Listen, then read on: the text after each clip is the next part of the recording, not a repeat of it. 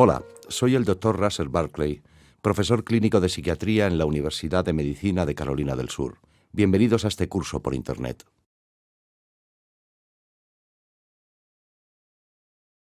Antes de empezar, quiero compartir con ustedes mis fuentes de ingresos durante el año pasado, por si consideran que pueda existir algún conflicto de intereses en los contenidos de esta presentación. Durante el último año, he recibido una pensión de jubilación de la Cátedra de Medicina de la Universidad de Massachusetts, aunque sigo ejerciendo mi profesión. También he impartido conferencias en diversas localidades internacionales. Y en la diapositiva pueden ver las organizaciones que patrocinaron estas presentaciones.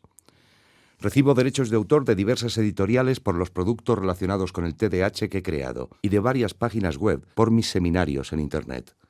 He trabajado además como conferenciante en representación de varias de las principales empresas farmacéuticas que venden productos para el tratamiento del TDAH, a las que he asesorado como experto. Este curso va a tratar las consecuencias del TDAH en los adolescentes y los adultos. Al describir las diversas áreas de disfunción, hablaré también de las implicaciones para su tratamiento. Es en realidad la segunda parte de un curso sobre los factores de riesgo y disfunciones asociados con el TDAH. En la primera parte del curso hemos hablado de los factores de riesgo en la infancia. Este curso, como ya he comentado, tratará de las consecuencias del TDAH en estos niños al llegar a la adolescencia y a la edad adulta. Antes de iniciar nuestro estudio de las diversas áreas de disfunción, me gustaría explicarles un estudio longitudinal que realicé conjuntamente con Mary Ellen Fisher y sus compañeros en el Medical College de Wisconsin. Se conoce como el Milwaukee Follow-up Study o el estudio de seguimiento de Milwaukee. Me gustaría comentarlo brevemente con ustedes porque, a lo largo de este curso, hablaré de algunos de los resultados de este estudio longitudinal. Por lo tanto, saber algo sobre los métodos que se emplearon a la hora de realizar este estudio creo que les servirá de ayuda. En 1978, empecé la evaluación de 158 niños entre los 4 y los 11 años de edad. En aquel entonces les había diagnosticado un trastorno de niño hiperactivo, pero actualmente se les daría un diagnóstico de TDAH de tipo combinado. El diagnóstico se realizó según los criterios del propio estudio, porque en esa época no existían criterios de DSM que se pudieran utilizar en proyectos de investigación. Aunque existía el DSM-2, no era muy preciso. Por lo tanto, seleccionamos niños que mostraban síntomas significantes de inatención, impulsividad e hiperactividad, muy parecidos a los criterios actuales del DSM-4. Otro requisito fue que sus síntomas no fueran apropiados para su etapa de desarrollo, que pudimos determinar al entregarles a las familias el cuestionario Conners para padres y la escala de valoración de actividades Werry-Wise-Peters. Los niños participantes en el estudio tenían que estar dentro del percentil 98 de la media, de acuerdo al índice Conners de hiperactividad, y dentro del percentil 84 de la media para la escala de valoración de actividades Werry-Wise-Peters. Era necesario demostrar problemas de conducta generalizados en diversas situaciones diarias, según el Holmes Situation Questionnaire, cuestionario de situaciones domésticas. Los síntomas de los niños participantes tenían que haberse iniciado antes de los 6 años, y como vemos en la diapositiva, excluimos varias condiciones, incluidas las psicopatologías más severas. Formamos otro grupo de 81 niños de contextos, barrios y colegios parecidos, basándonos en lo que se llama la técnica de la bola de nieve. Consiste en invitar a participar en el proyecto a personas conocidas por los niños con TDAH y por sus padres. Invitas entonces al grupo a que recomiende amigos suyos como participantes potenciales, y así hasta conseguir el grupo de control. Utilizamos este proceso de selección para asegurarnos de que los niños del grupo de control compartían barrio, características socioculturales y de entornos con los niños con TDAH. Volvimos a evaluar a estos niños de nuevo, a los 15, a los 21 y a los 27 años. Los resultados que comentaré en esta presentación provienen en su mayoría del seguimiento de los 21 a los 27 años. Observen que tuvimos un alto nivel de permanencia de participantes, tanto en el grupo con hiperactividad como en el grupo de control. Por tanto, la mayoría de las personas que participaron en el inicio del estudio participaron también en estos seguimientos. Al llegar a la edad adulta, a los 27 años, el TDAH entonces se definía según los criterios modificados del DSM-4. Con esto quiero decir que no utilizamos el umbral diagnóstico de los 6 síntomas de cualquiera de los 2 listados de síntomas, tal como exige el DSM-4, porque, según los estudios, este umbral no es apropiado para evaluar a los adultos. De hecho, es excesivo y corresponde al percentil 99 de la población adulta. Los estudios han demostrado que a la hora de determinar el TDAH en un adulto es más adecuado un umbral de 4 síntomas. Este umbral corresponde al percentil 93-95 y el nivel de conducta inapropiada está en consonancia con los niveles aplicados a los niños. Otro requisito que tomamos en cuenta fue que los individuos demostraran una disfunción en por lo menos una de las 8 áreas de actividades principales de la vida diaria. Utilizando estos criterios, dividimos el grupo de niños hiperactivos en 2 grupos: los que cumplían los criterios para el TDAH en el seguimiento y los que no los cumplían. En la diapositiva, H más TDAH, entre paréntesis, son los niños que fueron hiperactivos en la infancia y cumplieron con los criterios modificados del DSM-4 a los 27 años. H-TDAH representa a los niños que fueron hiperactivos en la infancia, pero siendo adultos no cumplieron estos criterios modificados. Como veremos más adelante, algunos de estos niños se encontraban al llegar a la edad adulta dentro de los criterios para la población en general, con lo cual podríamos suponer que se habían recuperado del TDAH o simplemente, al madurar, lo habían superado.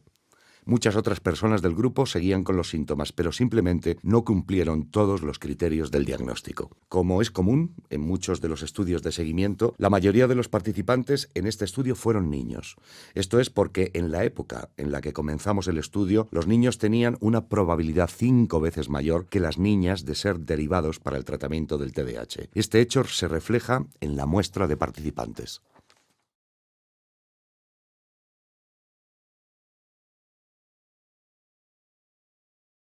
Como comenté anteriormente, mis colaboradores en el estudio de Milwaukee fueron Mary Ellen Fisher, mi coinvestigadora principal, y el resto de personas que nos ayudaron en el proyecto figuran también en esta diapositiva. Estoy agradecido a todos por sus años de colaboración en la recogida de información para este estudio tan importante.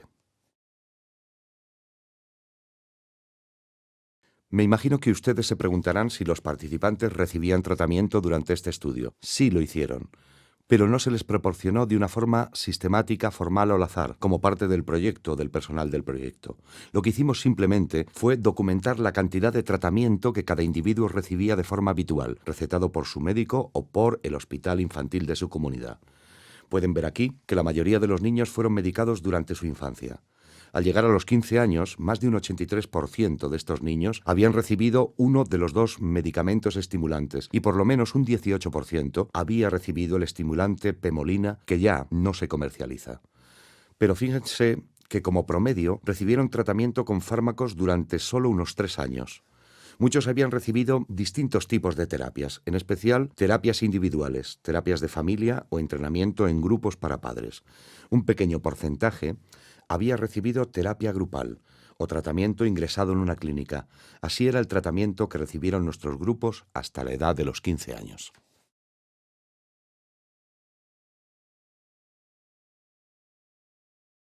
Fíjense que al llegar a los 21 años, la gran mayoría de los niños con TDAH ya no recibían tratamiento y no lo habían recibido, especialmente por fármacos durante sus años en el instituto.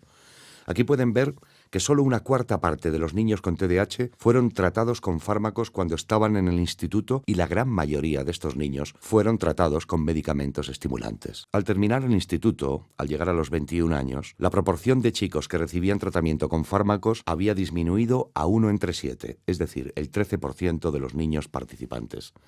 Y aunque alguno de ellos había recibido terapias psicológicas adicionales durante sus años en el instituto y otros habían recibido servicios extraescolares de educación especial al terminar el instituto, solo un 30% había recibido este tipo de terapia. Así que se trata por lo general de un grupo de niños que fueron tratados en la infancia, pero que al llegar al instituto y desde luego al llegar a los 21 años ya no recibían tratamiento. Como pueden ver en esta diapositiva, la proporción de participantes que recibía tratamiento a los 27 años fue aún más baja. Lo primero que nos interesa es el grado de persistencia del TDAH. Existen muchos estudios que han investigado sobre esta cuestión. Los que no utilizaron criterios diagnósticos formales, normalmente estudios realizados durante los años 70 y 80, encontraron que los síntomas de aproximadamente el 50% de los individuos participantes parecía persistir a lo largo de los primeros 10 años del seguimiento, es decir, hasta entrada a la adolescencia. Pero, sin embargo, una vez que se empezaban a utilizar los criterios formales del DSM, encontramos un porcentaje más alto de persistencia. En mi opinión, este aumento se debe a que los criterios del DSM son más rigurosos. De todos modos, parece que por lo menos en un 70 u 80% de los individuos, el TDAH completo persiste durante los primeros 10 años del seguimiento hasta la mitad de la adolescencia. Con esto no quiero decir que el 20 o 30% restante lo superaran. Como he indicado anteriormente, es habitual que cierto porcentaje de las personas con TDAH lo superen. En este caso, probablemente es de un 10 a un 15%. El otro porcentaje, del 10 al 15 restante, tienen un alto nivel de síntomas, pero no suficientes para cumplir con los criterios diagnósticos del DSM para el TDAH. Al llegar a los 21 años, o al inicio de la edad adulta, nuestro estudio recogió unos resultados bastante interesantes y contradictorios en comparación con otros estudios. Esos estudios hicieron un seguimiento de niños con TDAH hasta los 21 años, y la gran mayoría había superado el trastorno. Los resultados mostraban que entre un 3 y un 8% de los niños seguían cumpliendo todos los criterios para el TDAH al llegar a esa edad. Esto demostraba un grado de recuperación realmente extraordinario entre los 15 y los 21 años, y nos preguntamos si era real o no. Cuando examinamos los métodos empleados en todos estos estudios basados en un seguimiento de niños hasta la edad adulta, descubrimos dos elementos que todos tenían en común. El primero es que todos los estudios dejaron de entrevistar a los padres de los participantes cuando estos llegaban a la edad adulta. Las entrevistas se realizaron solamente con los participantes. Nos preguntamos si este hecho influía sobre los resultados. ¿Es importante la fuente de información para determinar el grado de persistencia del TDAH? Ustedes pueden ver la respuesta a esta pregunta en la parte central de esta diapositiva, aquí mismo, donde comparamos los resultados de nuestras entrevistas con los participantes y con sus padres. Observen que cuando entrevistamos a los participantes con TDAH a los 21 años, solo un promedio de un 5% tenía síntomas suficientes para un diagnóstico de TDAH según los criterios del DSM. En otras palabras, reproducimos los resultados de otros estudios, pero entonces nosotros también incluimos a los padres y cuando completamos estas entrevistas con los datos aportados por ellos, el porcentaje fue, como pueden observar aquí, por lo menos 10 veces mayor, aproximadamente el 46%. Lo que significa es que efectivamente la fuente de información influye mucho sobre el grado de persistencia del trastorno.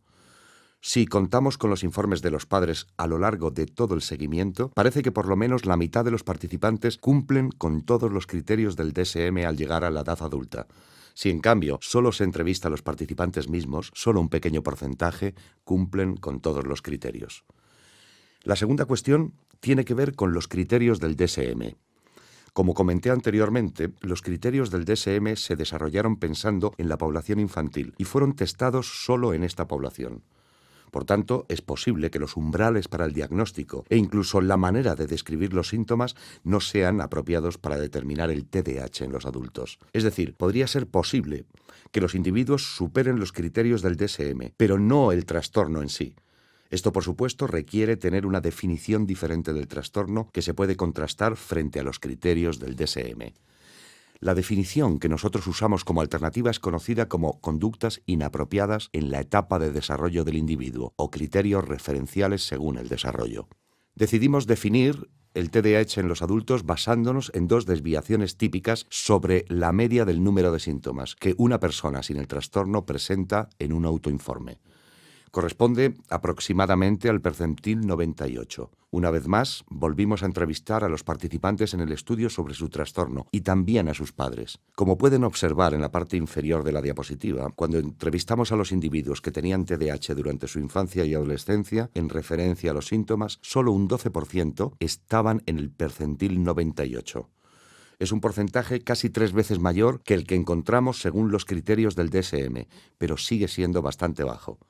Por otro lado, observen aquí los resultados que obtuvimos cuando preguntamos a los padres sobre los síntomas de sus hijos. Entonces vemos que aproximadamente un 66% de los individuos con TDAH se sitúa en una cifra superior al 2% de la población, según los informes de sus padres. Si contrastamos el 66% con el 46%, vemos el problema con el DSM. Hay por lo menos más de una tercera parte de los individuos con TDAH que tienen comportamientos no apropiados en su etapa evolutiva y por lo tanto podrían considerarse como casos de TDAH que el DSM no detecta. Para decirlo de otra manera, si usamos los criterios del DSM tal como están escritos, habría por lo menos una tercera parte de los adultos que mantienen un desarrollo inapropiado en su etapa evolutiva, pero no cumplen con los criterios del DSM. Sugiere entonces que en algunos de los casos los individuos no superan el trastorno, pero sí superan los criterios del DSM que fueron creados pensando en la población infantil. Otra manera de definir el TDAH en los adultos es examinar el porcentaje de los individuos que, de hecho, tuvieron disfunciones funcionales en una o más de las 8 áreas que examinamos en nuestro estudio, y esta cifra está aquí. Observamos que por lo menos un 85 a un 90% de los niños participantes en este estudio tuvieron disfunciones funcionales en una o más de estas áreas. Ahora surge una pregunta importante. ¿Cuál de estos informes deberíamos creer? ¿Damos más crédito a las personas que se han criado desde niños con el trastorno? Ya son adultos y quizá ellos mismos sean los que mejor puedan observar e informar sobre su propia conducta. Por otro lado, a lo largo del estudio hasta este momento hemos contado con los informes de sus padres y quizá ellos sean la fuente de información más importante o fiable. Para comprenderlo o para poner esta idea a prueba, correlacionamos los informes de los padres con las medidas de disfunción en 8 de las principales actividades de la vida. Hicimos lo mismo con los autoinformes de los participantes en el estudio. De esta manera, pudimos comparar ambas fuentes de información para ver cuál de las dos pronosticaba mejor las disfunciones en las áreas principales de las actividades diarias. Encontramos que los autoinformes pronosticaban muy poco en cuanto a disfunciones. Por otro lado, los informes de los padres tuvieron una correlación mucho mayor con el grado de disfunción en todas las áreas y funcionaron muy bien para pronosticar disfunciones globales que afectaban a varias áreas. Por tanto, si la capacidad de pronosticar disfunciones es un criterio para juzgar la validez de los informes, está claro que los informes de los padres son más válidos que los autoinformes de los participantes en el estudio. Podemos sugerir, entonces, que los médicos clínicos que realizan evaluaciones de individuos por lo menos hasta los 21 años y, según demostraremos, incluso hasta los 27, deberían entrevistar a personas cercanas al paciente y no depender exclusivamente de los autoinformes. Como nos sugieren los datos que vemos aquí, los autoinformes de personas con TDAH suelen subestimar el grado de sus síntomas, por lo menos hasta bien entrada en la edad adulta. Para resumir, recomendamos contrastar siempre los autoinformes realizados por personas con TDAH con los informes de las personas que les conocen bien para evitar la trampa de la subestimación de síntomas o grado de disfunción por parte del paciente.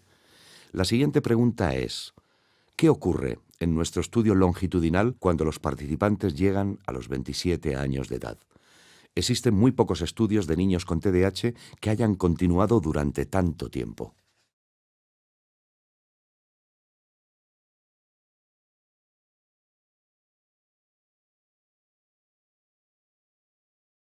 En esta diapositiva vemos los resultados a los 27 años. De hecho, lo que vemos aquí son los resultados a lo largo de todo el periodo de seguimiento, así que les explicaré qué significan estos resultados. Aquí vemos los resultados a los 21 años que acabo de describir. Pueden observar que hemos dividido el TDAH en definiciones distintas, que están aquí a la derecha y que les explicaré. La línea azul oscuro representa lo que llamaríamos el síndrome completo del TDAH, es decir, si el individuo cumple con la totalidad de los criterios del DSM para este trastorno. Las siguientes dos líneas, la azul claro y la amarilla, representan una definición del TDAH según la etapa evolutiva. La línea azul claro representa el percentil 98 que comentamos anteriormente y la línea amarilla representa el percentil 93 o una desviación típica del 1,5 sobre el promedio. Observen el espacio entre las líneas azul claro y amarillo y la línea azul oscuro. Este espacio, o diferencia, representa el problema con el DSM. Muestra que muchos individuos permanecen a lo largo de su vida con síntomas no apropiados para su etapa evolutiva, pero se ve que el DSM tiene cada vez más dificultades para detectarlos. Como he dicho anteriormente, es posible superar los criterios del DSM que vemos aquí sin superar necesariamente el trastorno, si lo definimos como síntomas no apropiados para la etapa evolutiva. Para terminar, observen la línea roja en la parte inferior de la diapositiva. Representa el porcentaje de los participantes en nuestro estudio de seguimiento de personas con TDAH que ya mostraban un rango normal en el grado de síntomas. Para definir el rango de normalidad, requerimos que por lo menos tuviera una desviación estándar o menos con respecto a la media de nuestro grupo de control. Aquí pueden ver que un pequeño porcentaje de individuos empiezan a mostrar una normalización en cuanto a sus síntomas.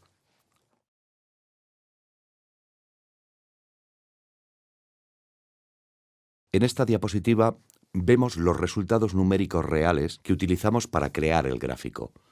Fíjense especialmente en los números de la última columna de la derecha, con los resultados del seguimiento a los 27 años. Vemos que el número de personas con TDAH, según la definición de conducta no apropiada para la etapa evolutiva, en el percentil 98 o 93, es el doble que las personas que cumplían los criterios del DSM. Esta diferencia se tendrá que corregir en el DSM-5 para asegurarse de que los criterios sigan siendo adecuados para valorar el TDAH en los adultos. En la parte inferior vemos el porcentaje de individuos que presentaban síntomas dentro del rango de la normalidad, que hemos considerado generosamente como el percentil 84 o menor. Y finalmente, vemos entre paréntesis a las personas que no solamente presentaban síntomas dentro del rango de la normalidad, sino que tampoco demostraban mayores disfunciones que el promedio de los individuos en el grupo de control, es decir, que mostraban un área o menos de disfunción.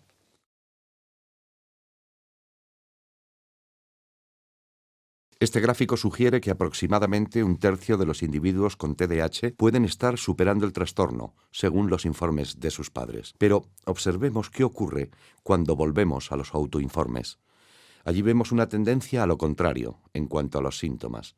Con el tiempo vemos un aumento de los síntomas en vez de una reducción, independientemente de la definición del TDAH que apliquemos. Esto nos sugiere que las personas con TDAH son más conscientes de sus síntomas al inicio de la edad adulta, al cumplir los 21 años.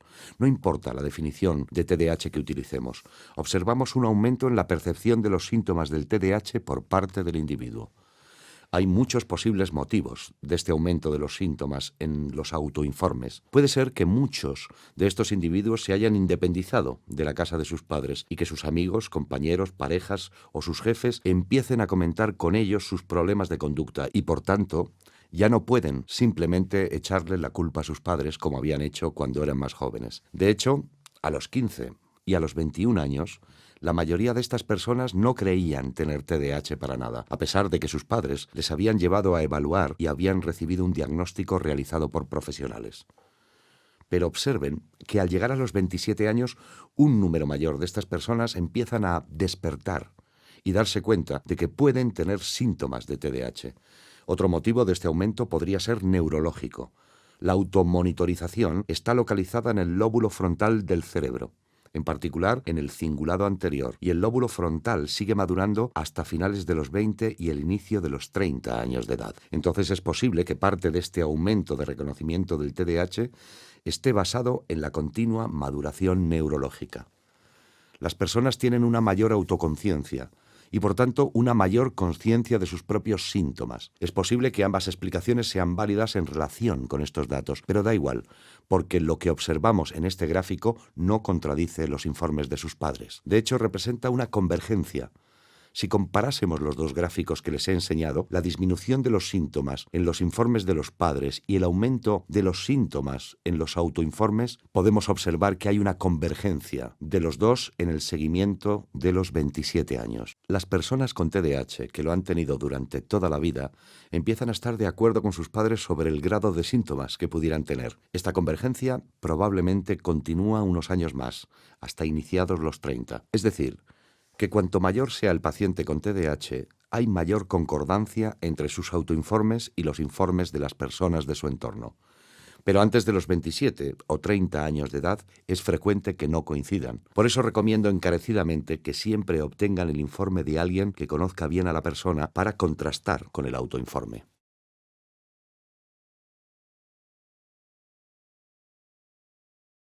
Al llegar el seguimiento a los 27 años, llevábamos tiempo investigando la posibilidad de que existieran factores que nos pudieran ayudar a pronosticar la persistencia o la superación del trastorno. No encontramos ninguno que consideráramos de significado clínico. Había unos pocos pronosticadores que llegaron a tener un significado estadístico y que podrían tener una pequeña influencia en el diagnóstico, pero constituyeron solo un pequeño porcentaje de la varianza o de la probabilidad de superación del TDAH por parte del individuo. Uno de los pronosticadores fue, por supuesto, el grado de severidad del TDAH en la evaluación anterior. Cuanto más persistente y severo era el TDAH, hasta los 21 años, más probable era la continuidad del TDAH más adelante en su vida. Encontramos también que el nivel de formación tenía algún valor pronosticador, pero era mínimo. Los individuos que terminaron sus estudios en el instituto tenían menos probabilidad de tener TDAH como adultos que los que no llegaron a terminar. Pero este hecho, por supuesto, simplemente refleja la severidad del trastorno. Lo importante es que no pudimos identificar ningún pronosticador de peso para la superación del trastorno, por lo menos a través de las medidas de factores psicológicos o sociales. Estos resultados son muy parecidos a los de Joseph Biedemann y sus compañeros del Hospital General de Massachusetts en su propio estudio longitudinal. Es decir, que existen muy pocos y posiblemente ningún elemento pronosticador de los resultados para el futuro.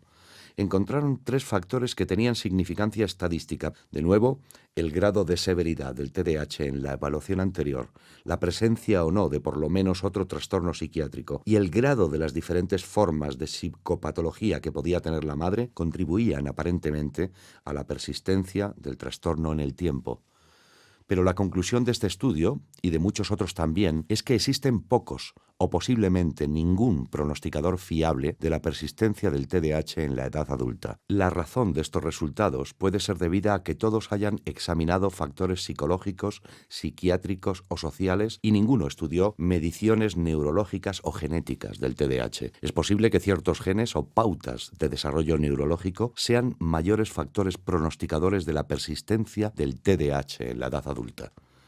Como han visto en mi curso en esta página web sobre las etiologías del TDAH, sabemos que el TDAH es uno de los trastornos neurogenéticos más llamativos dentro de la psiquiatría. Factores neurológicos y genéticos contribuyen en gran parte a la etiología del trastorno.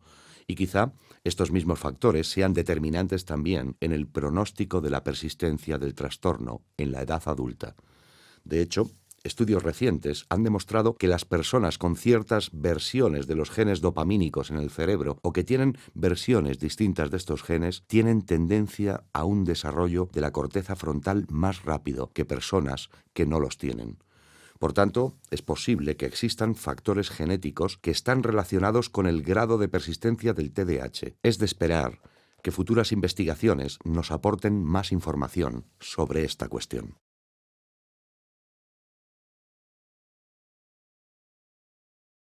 Ahora queremos prestar atención a las distintas áreas de disfunción que examinamos en nuestro estudio y que se han examinado en muchos otros estudios longitudinales.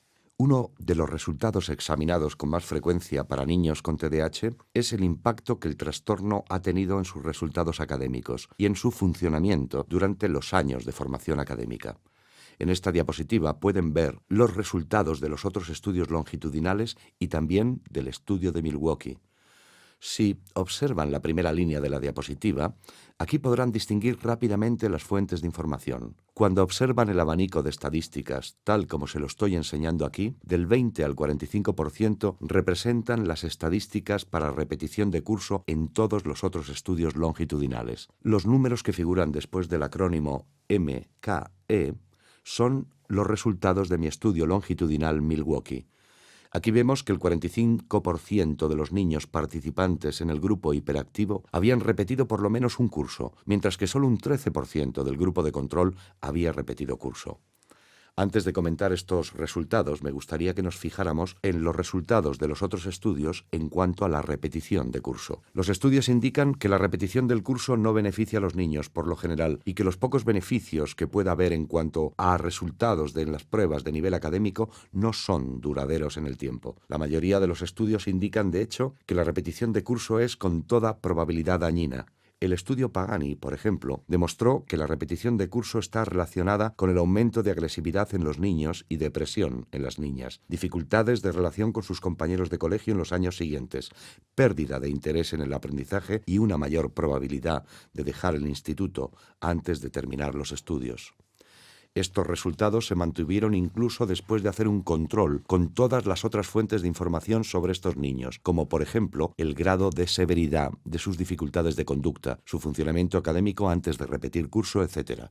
Por tanto, está bastante claro que la repetición de curso está relacionada por lo menos con futuros problemas que podrían experimentar estos individuos. El estudio de Milwaukee que realicé llegó a las mismas conclusiones.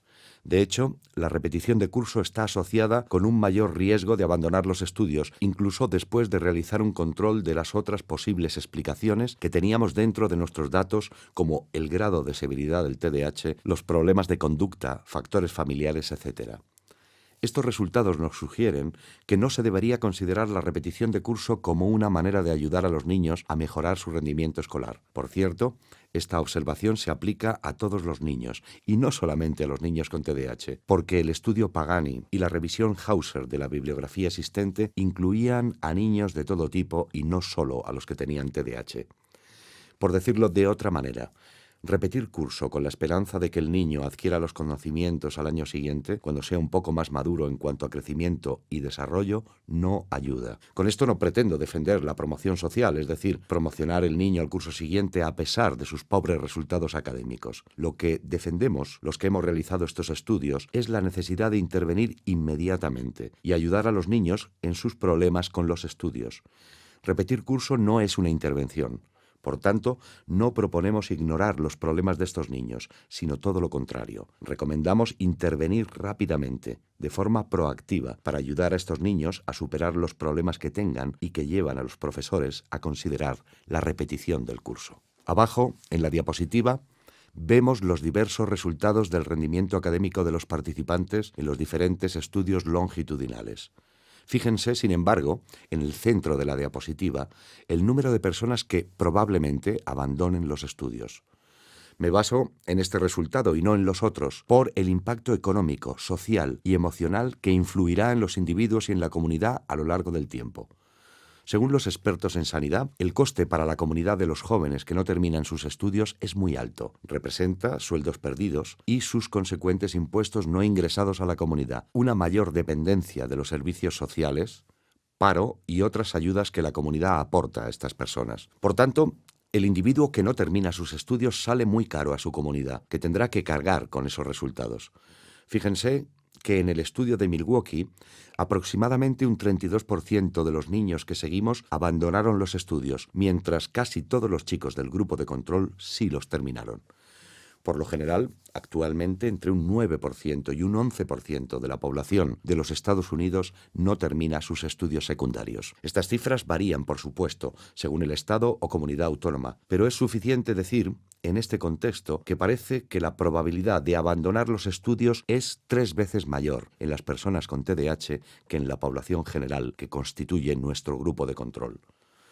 Hay que tener en cuenta también los trabajos a los que estas personas ya no tendrán acceso, las oportunidades para avanzar que pierden por no tener el requisito mínimo para acceder a estos puestos de trabajo, el título de educación secundaria. Me refiero a esto cuando hablo del impacto social y emocional del trastorno. El individuo verá cómo las oportunidades se van reduciendo progresivamente por el hecho de no haber terminado los estudios secundarios. Incluso las personas que los terminaron tuvieron resultados bastante inferiores a los del grupo de control. Los resultados de su posicionamiento, según la nota media, en comparación con el resto de su clase en el último curso del instituto, están aquí en la diapositiva. Por cierto, esta nota media en el último año del curso es de aproximadamente un 5,5 a un 6, mientras que en el grupo de control tiene una nota media de un 7 a un 7,5. Observen que muy pocos de estos chicos inician los estudios universitarios y aún menos los terminan, en comparación con la población general o con el grupo de control de este estudio. Todo esto significa que las personas con TDAH llegan a la edad adulta con menos formación que otras personas de su mismo entorno sociocultural, su mismo barrio o su mismo instituto.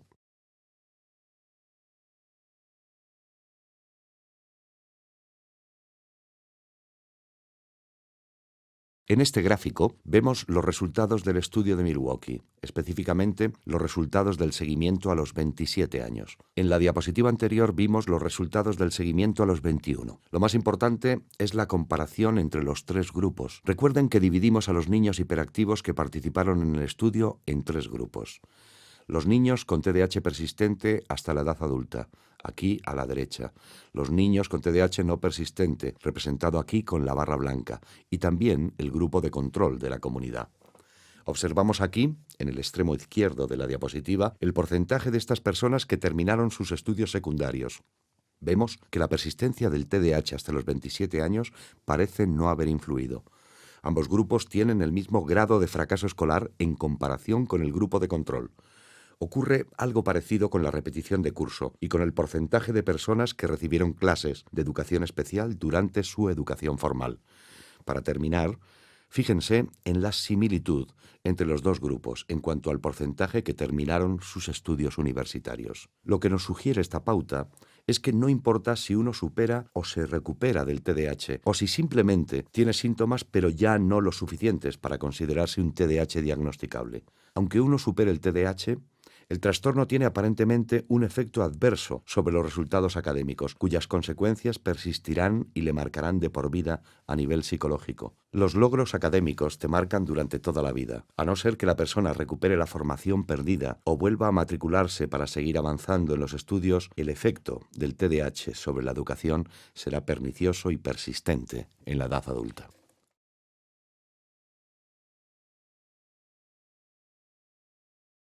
Este gráfico refleja el porcentaje de las personas participantes en nuestro estudio que aún tienen dificultades de aprendizaje a los 27 años. Definimos el término dificultades de aprendizaje al estar en el percentil 14 o menos de las pruebas estandarizadas de rendimiento académico. Y aquí de nuevo vemos los tres grupos: el de TDAH persistente, el de TDAH no persistente y el grupo de control. En la parte inferior de la diapositiva están las diversas dificultades de aprendizaje que medimos en el estudio, donde vemos que las personas con TDAH, aunque no fuera persistente, seguían con un porcentaje mayor que las del grupo de control. De hecho, parece que las dificultades de aprendizaje son muy persistentes en el tiempo. ¿Qué significa todo esto en relación con la manera de manejar el TDAH y las dificultades que presenta en la educación? Me parece que primero existe una clara necesidad de formar a los profesores, directores y orientadores escolares sobre los grandes riesgos de fracaso escolar asociados con el TDAH. El TDAH es un trastorno que perjudica mucho el paso del niño o del joven por el sistema escolar. Lo segundo es educar a los profesores específicamente sobre estrategias que funcionan muy bien para mejorar la conducta de los niños con TDAH en el entorno escolar. Son de gran ayuda en el aula y ayudan al alumno en su paso por el sistema educativo con mayores posibilidades de éxito. Hay más información específica sobre el manejo de las conductas en el aula en mi curso sobre la gestión del TDAH en la escuela, disponible en esta página web. Los resultados que vemos en esta diapositiva apuntan a la necesidad de crear la figura de un asesor o enlace específico para el TDAH en cada centro escolar. Esta persona podría ser un pedagogo con muchos años de experiencia con alumnos de educación especial, en particular con alumnos con TDAH, y que haya realizado una formación específica adicional sobre el TDAH. Esta figura podría trabajar como asesora para todo el profesorado del centro que tenga dificultades para manejar la conducta de alumnos con TDAH en sus clases. Esta es una solución que no implica grandes gastos.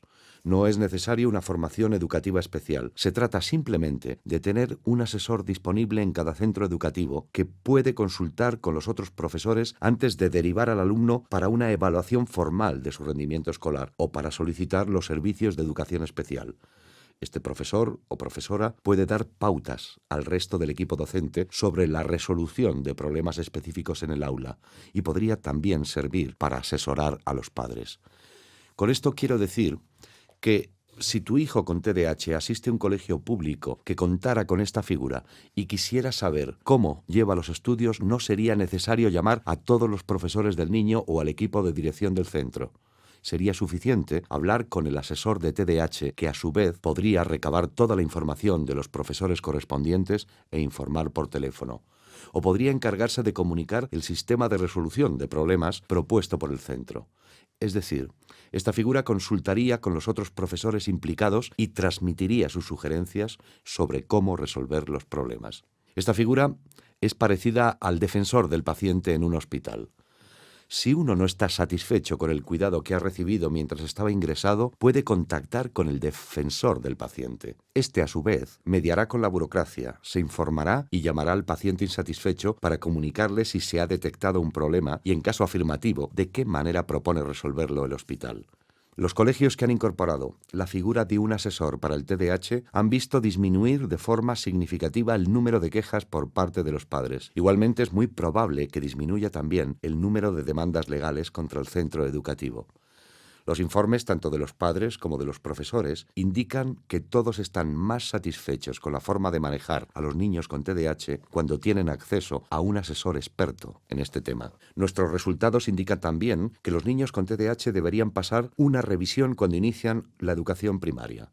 Revisar al niño según una escala de valoración numérica de síntomas del TDAH es un procedimiento muy corto, solo se tarda unos 3 minutos y tiene un porcentaje de acierto notablemente alto. Un posterior examen psicológico más completo confirmará el TDAH en un 70 o un 80% de los niños seleccionados por esta revisión rápida.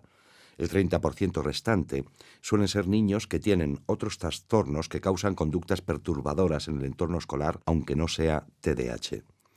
Estos instrumentos de revisión son bastante económicos, no ocupan mucho tiempo y funcionan razonablemente bien como herramienta de detección para identificar a personas con riesgo de TDAH. Si se detecta el riesgo, se puede realizar una evaluación más exhaustiva para determinar la naturaleza exacta del trastorno que tiene. Con toda probabilidad se tratará del TDAH y a continuación se podría recomendar inmediatamente al colegio las medidas necesarias para tratar las dificultades del niño cuando inician su educación formal. Es preferible buscar asesoramiento profesional en este momento en lugar de esperar varios años y reaccionar cuando el niño muestre ya fracaso escolar. Como he comentado al hablar del enlace especializado, otra intervención constructiva para tratar el TDAH en el entorno escolar es la disponibilidad de un asesoramiento para los profesores sobre métodos de gestión de conductas previas a la derivación del niño a un especialista. Este asesoramiento se puede llevar a cabo por otras personas del equipo escolar, de los orientadores o psicólogos que colaboran con el colegio o por profesionales fuera del entorno escolar que atienden al niño. Es posible también adaptar el currículum pensando en las necesidades específicas del niño con TDAH, además de emplear métodos de modificación de conducta. Y, por supuesto, si ninguna de estas posibilidades funciona, se puede derivar al niño para una evaluación escolar específica y darle acceso a los servicios de educación especial. Creo también que estos resultados indican que es necesario iniciar el tratamiento farmacológico a una edad más temprana para prevenir o combatir los efectos adversos del TDAH en el futuro. Hoy en día se suele derivar a los niños para tratamiento con medicamentos específicos para el TDAH entre los 8 y los 10 años. Hay niños que están derivados antes o después, pero la edad habitual para iniciar la medicación es esa. Tengan en cuenta que estos niños llevan 3 o 4 años en el sistema educativo antes de empezar a medicarse y significa que hay que recuperar la formación perdida en esos 3 o 4 años, que será difícil compensar si el inicio del tratamiento con fármacos empieza más tarde. Por tanto, iniciar este tipo de tratamiento a una edad más temprana podría tener un impacto positivo mucho más eficaz para el rendimiento escolar del niño con TDAH. Recomiendo también que estos individuos utilicen de entre estos medicamentos los del sistema de liberación prolongada y así cubrir toda la jornada escolar con una sola dosis. En décadas anteriores fueron más habituales los medicamentos de liberación inmediata, cuyos efectos duraban solo de 3 a 5 horas.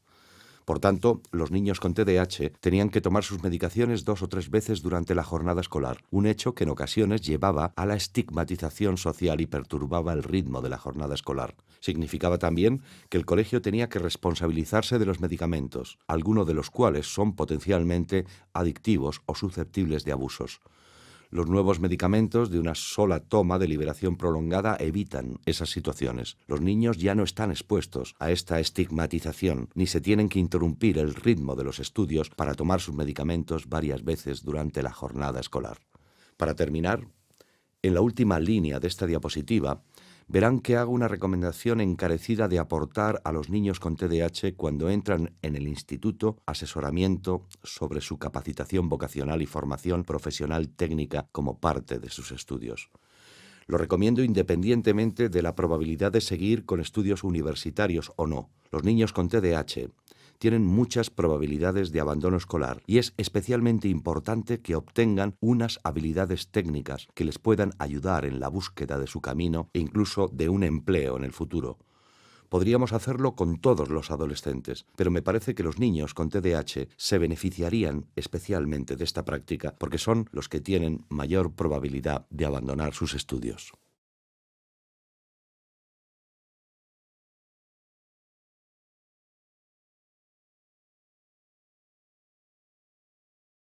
Observen las dificultades para el empleo que se han visto en varios de los estudios longitudinales y como pueden comprobar aquí, muchos de estos estudios demuestran que las personas con TDAH entran en el mercado laboral con menos formación académica y menos capacidades. Por eso recomiendo que reciban algún tipo de formación profesional en el instituto.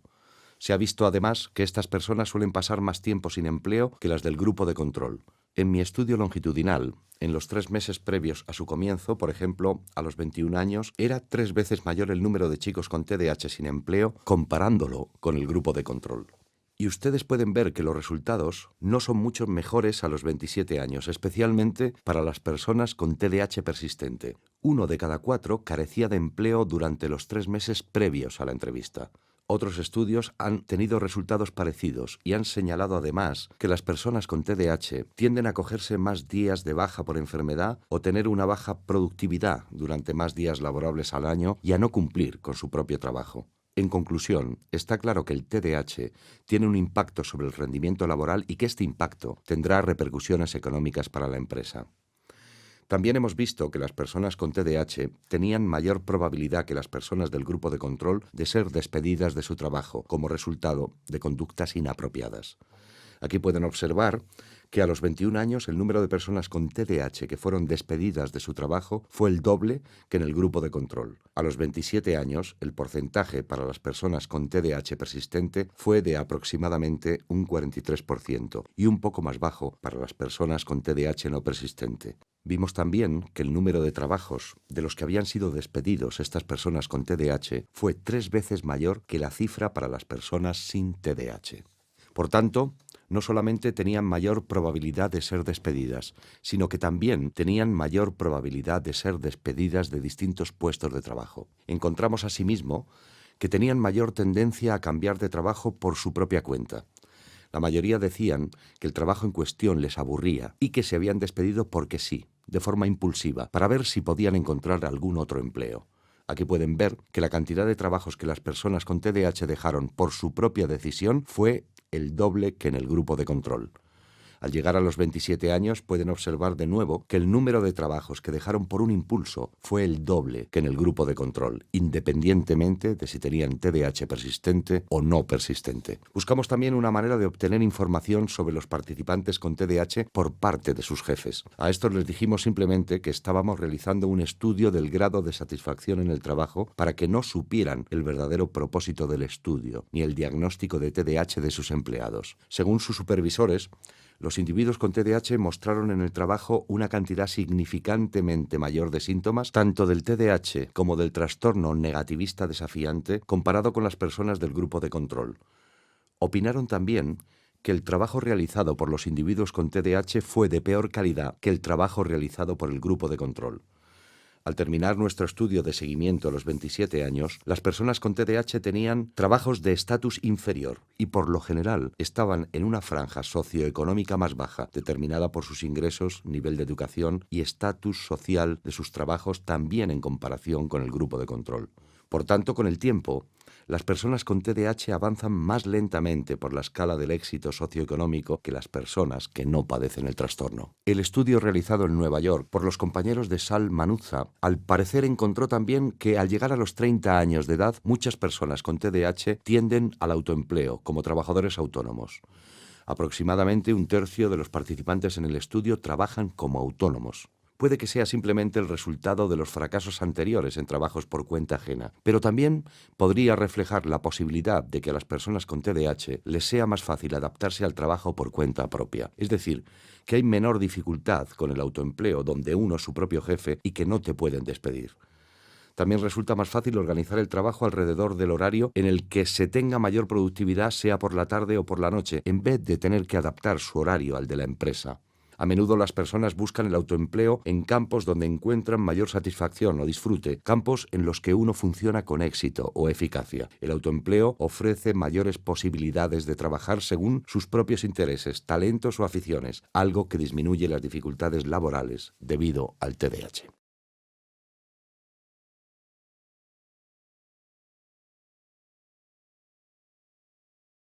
Aquí están los resultados del estudio de Milwaukee cuando los participantes tenían 27 años. De nuevo, vamos a comparar a los tres grupos que vemos aquí: TDAH persistente, TDAH no persistente y el grupo de control de la comunidad. Si observamos la pauta global, hay una ligera diferencia con la pauta que vimos con el rendimiento académico. Vemos que las personas con TDAH persistente tuvieron mayores problemas con sus compañeros de trabajo. Y lo observamos también en otras áreas. Aquí, por ejemplo, las personas con TDAH persistente tuvieron mayores problemas a la hora de aceptar una disciplina o la imposición de unas reglas en el trabajo. Por tanto, podemos ver que el grupo que probablemente continuará experimentando problemas en el trabajo es el grupo TDAH persistente. Es posible que los que empiezan a superar el TDAH o que manifiestan síntomas, pero no tantos como para considerarse casos clínicos de TDAH, tengan mayor éxito en el entorno laboral. De todas maneras, había determinadas situaciones, como pueden observar en este gráfico, donde no influía la persistencia del TDAH. Si miramos la barra central, que refleja la probabilidad de ser despedido del trabajo, vemos que incluso las personas con TDAH no persistente tenían un riesgo mayor de despido laboral que las del grupo de control, aunque menor que el grupo con TDAH persistente. Así que, por lo general, si el TDAH persiste, seguirá creando problemas para muchas personas en el entorno laboral.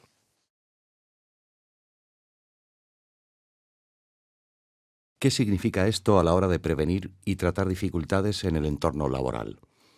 Tal como he recomendado en relación con el entorno escolar, creo que lo primero que hay que hacer es educar a las empresas sobre la naturaleza del TDAH, para que entiendan que no se trata de una ética de trabajo egoísta o una elección, y que la persona en cuestión simplemente le cuesta organizarse.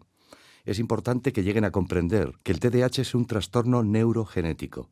Por esto, el TDAH está reconocido y está incluido en la normativa estadounidense de ajustes laborales.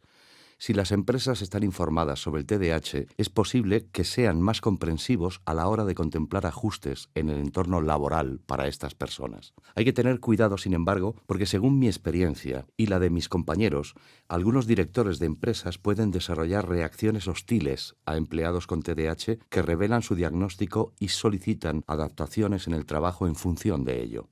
Es posible que estos jefes puedan ensañarse con el trabajador con TDAH y tomar medidas formales para amonestarle o acumular motivos para su eventual despido. Por tanto, hay que ser cauteloso a la hora de comunicar esta información para elegir la persona adecuada o simplemente no decir nada. Creo además que la formación profesional técnica que reciban en el instituto, de la que hablé antes, en relación con los riesgos en el entorno escolar, podría ser útil a la hora de abordar las dificultades laborales. Las personas con TDAH que tengan una formación profesional técnica y de capacitación vocacional estarían más preparadas a la hora de entrar en el mundo laboral y podrían tener menos dificultades en el trabajo. Desde luego, sería útil informar a los adolescentes y adultos jóvenes con TDAH sobre trabajos en los que puedan tener mayor posibilidad de ajustarse a las características particulares del trastorno. Pueden existir ciertas profesiones o trabajos en los que los síntomas del TDAH sean menos perjudiciales. El ejército, por ejemplo, es una profesión que aporta un contexto muy estructurado, con ayudas, apoyos y formación, a la vez que requiere y aporta un mayor seguimiento con medidas disciplinarias en el caso de que sean necesarias. Es posible que la mayor estructuración laboral que aporta el ejército sea beneficiosa para algunas personas con TDAH. De hecho, puede que explique por qué en el ejército hay una mayor proporción de individuos con TDAH que personas de la población en general.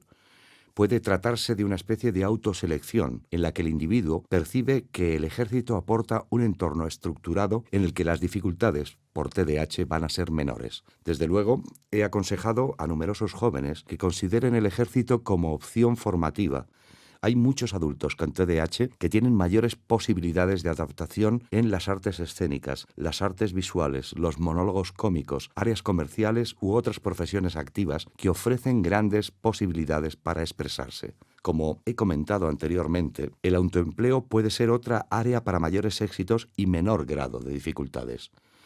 Un estudio realizado en Portugal encontró que los estudiantes universitarios con TDAH tenían una mayor tendencia a estudiar educación física o participar en actividades deportivas que otros alumnos de la universidad. Podría ser por el mismo motivo. Es una formación que permite una mayor actividad física, mayor versatilidad, depende menos de las funciones ejecutivas y autodisciplina y, por tanto, podría ser una especialidad en la que el TDAH no cause tanta disfunción. Fíjense también que recomiendo un programa de preparación técnica de 2 años en un centro universitario en el caso de no haber tenido acceso a una formación de capacitación vocacional o profesionalización técnica en el instituto. Quizá deberían considerarlo después de graduarse. Esta persona podría seguir con sus estudios universitarios o entrar en el mundo laboral si considera que ya tiene formación suficiente como para buscar un trabajo remunerado. Como comenté antes, los adultos con TDAH tienen derecho a adaptaciones especiales en el entorno laboral según la ley estadounidense. Pero para acceder a estas adaptaciones tienen que comunicar su diagnóstico y aportar la documentación oficial que acredite una evaluación profesional antes de que la empresa esté obligada a realizarlas. Y según pueden observar en la diapositiva, estas adaptaciones tienen que ser razonables. La empresa no está obligada a cumplir con todas las adaptaciones que solicita el individuo con TDAH. Si quieren saber más sobre estas adaptaciones en el trabajo, pueden inscribirse en el curso sobre el diagnóstico y tratamiento del TDAH que se ofrece en esta página web.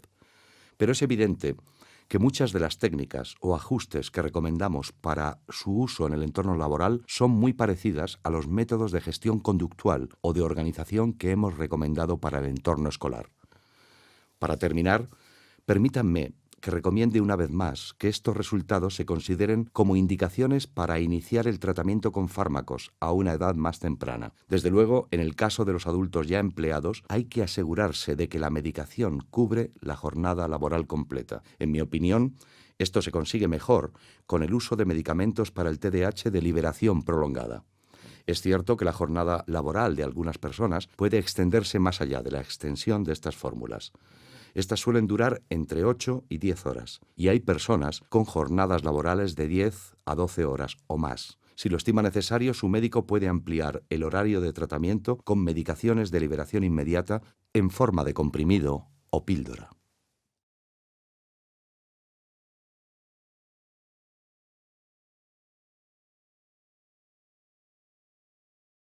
Dentro de las actividades principales de la vida diaria, se ha estudiado en profundidad el efecto del TDAH en los adolescentes y los adultos a la hora de conducir.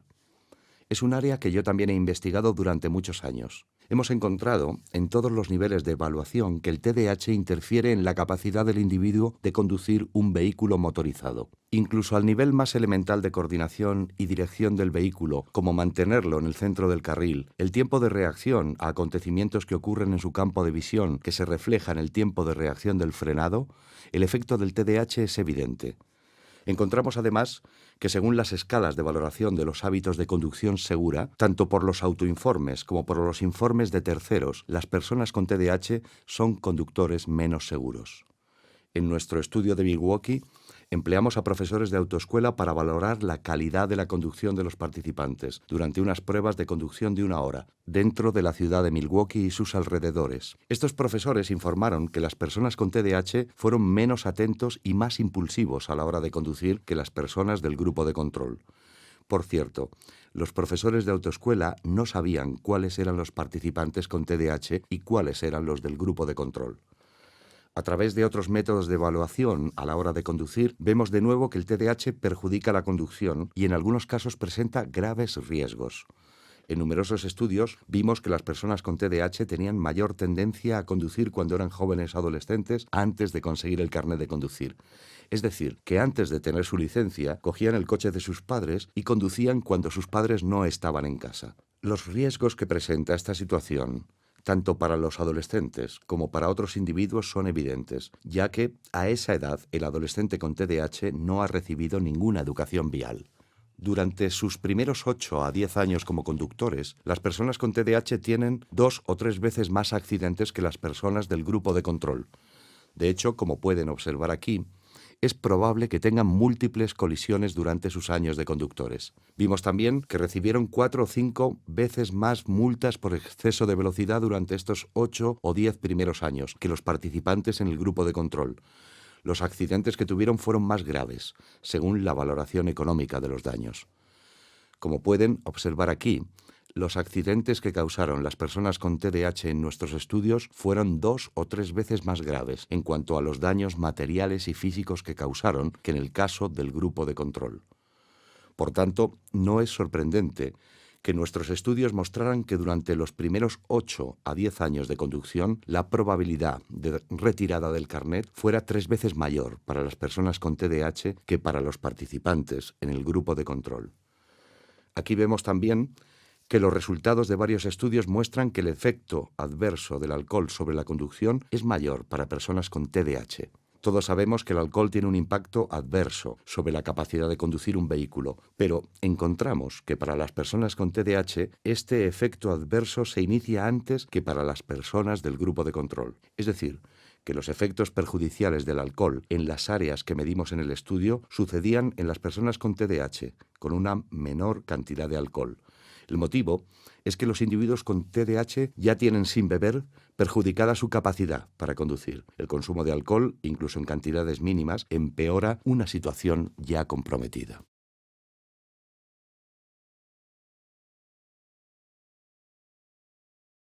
¿Qué implican estos resultados?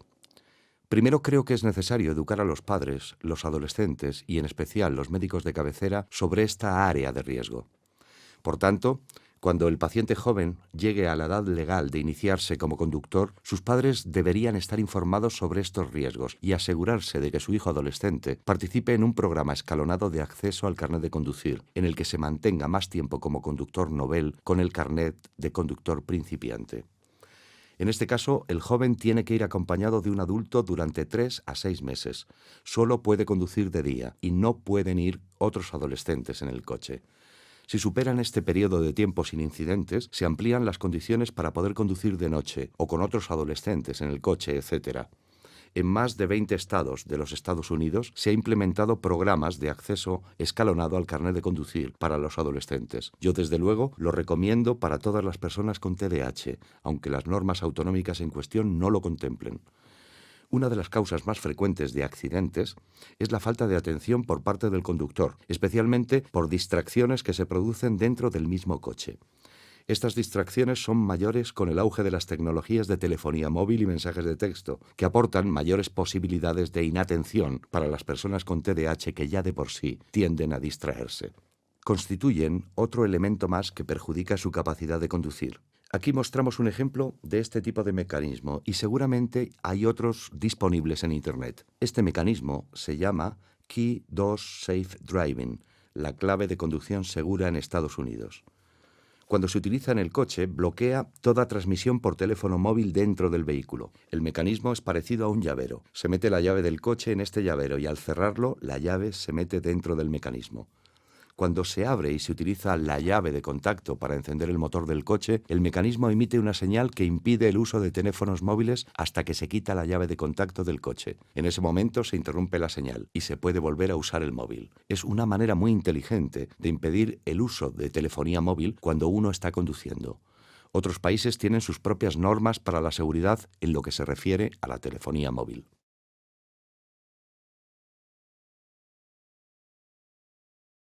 Otras recomendaciones tienen que ver, por supuesto, con una supervisión parental más estricta de lo habitual. Crear, por ejemplo, una ficha que se coloca cerca de la salida de casa o cerca de donde se guardan las llaves del coche.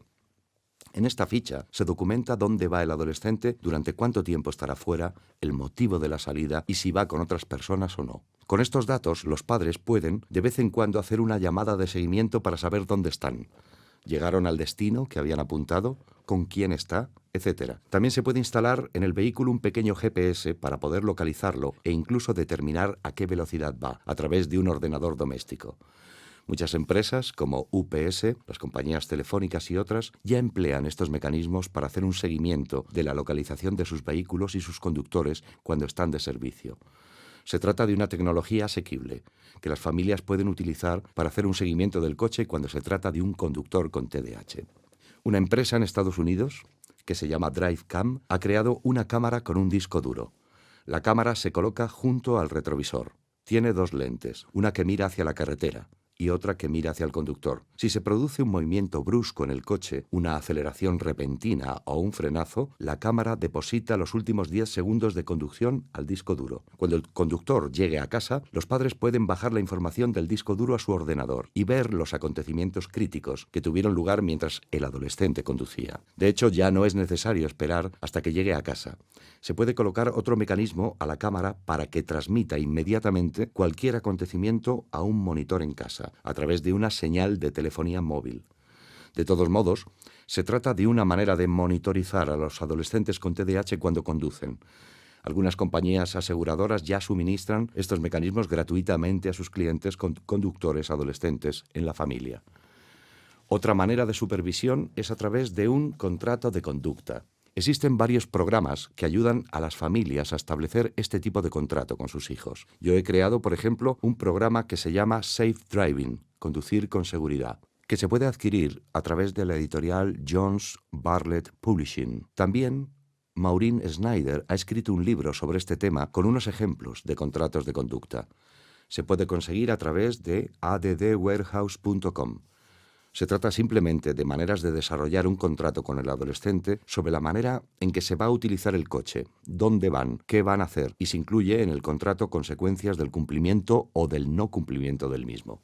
De nuevo, recomiendo encarecidamente que las personas con TDAH estén medicados cuando conducen. Conducir es una actividad que puede ser mortal, y de hecho, he vivido experiencias personales, tanto con familiares como con clientes, en las que miembros de la familia han resultado heridos o, en el caso de mi hermano gemelo que tenía TDAH, muertos en accidentes de coches como resultado de conducir sin haber tomado su medicación. Se ha dicho a menudo que las estadísticas son personas sin lágrimas. Piensen en ello cuando recuerden las estadísticas que les enseñé en las diapositivas anteriores relativas a la conducción. Estas estadísticas parecen bastante suaves y por supuesto carecen de significado personal, pero cada una de estas estadísticas representa una tragedia y no queremos que les ocurra ni a nuestros pacientes ni a nuestros familiares situaciones parecidas si hay una manera de evitarlo. En el caso de conductores con TDAH, me parece una buena recomendación la utilización de los medicamentos indicados para este trastorno. La Sociedad Canadiense de Pediatría ha adoptado de hecho dentro de sus normas prácticas esta recomendación. En Canadá, si un pediatra evalúa a un adolescente y considera que tiene un TDAH moderado o más severo, se recomienda encarecidamente que tenga un tratamiento con medicación específica mientras aprende a conducir y más adelante cuando conducen. Para terminar, pueden ver al pie de la diapositiva los datos que dan los resultados de los estudios sobre el efecto del alcohol en la conducción y el TDAH. Sugerimos, por supuesto, que personas con TDAH se abstengan totalmente de beber alcohol cuando conducen.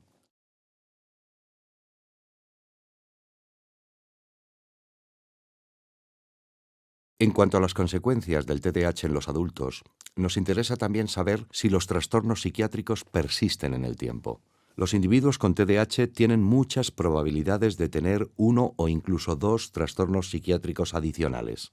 Si se matricularon en el curso que imparto en esta página web sobre comorbilidades psiquiátricas del TDAH, sabrán que un 80% de los niños y adultos derivados a la consulta probablemente tengan por lo menos un trastorno adicional, y más de un 50% tengan un mínimo de 2 trastornos adicionales. Por tanto, sabemos que frecuentemente las personas con TDAH tienen por lo menos un trastorno psiquiátrico adicional. En la primera parte de este curso sobre los factores de riesgo y las consecuencias para la infancia, hablamos sobre estas comorbilidades psiquiátricas.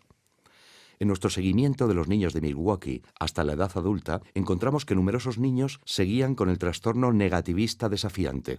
Es un dato que nos llegó a través de sus autoinformes, con lo cual creemos que la cifra actual podría ser hasta 3 o 4 veces mayor si nos hubiésemos guiado por los informes de sus familiares sobre la conducta de nuestros participantes. Ocurrió lo mismo con el trastorno de conducta, Pero de todos modos, a los 27 años había un porcentaje significante incluso a través de los autoinformes que cumplían los criterios para estos trastornos. Aproximadamente 1 de cada 4 participantes confirmaron que habían tenido depresión en algún momento antes de cumplir los 21 años. Y pueden observar en la parte inferior los datos en la diapositiva que incluso también a los 27 años un 18% de las personas con TDAH persistente tenían dificultades con algún tipo de depresión. Normalmente el trastorno de personalidad depresiva a esa edad en contraste con un 6% en las personas con TDAH no persistente. La gente no suele relacionar la tendencia suicida con el TDAH, pero según los resultados de nuestro estudio sí lo está. En nuestro estudio observamos que durante el instituto el número de participantes con TDAH que tuvieron ideas suicidas fue aproximadamente un 50% mayor que en el grupo de control, como se indica en la diapositiva. Observen que la tendencia suicida es relativamente común, tanto en los estudios realizados por el Centro para el Control y Prevención de Enfermedades, CDC, como en otros estudios en lo que concierne a la adolescencia y las tendencias suicidas. Pero lo que vemos aquí es que el riesgo de ideas suicidas es un 11% mayor en las personas con TDAH. Este riesgo disminuye al terminar el instituto, entre los 21 y 27 años de edad, pero el porcentaje aún sigue siendo relativamente mayor que en el grupo de control. Lo que es más importante, según nuestro estudio, es que el TDAH está asociado con los intentos de suicidio. Miremos aquí, por ejemplo.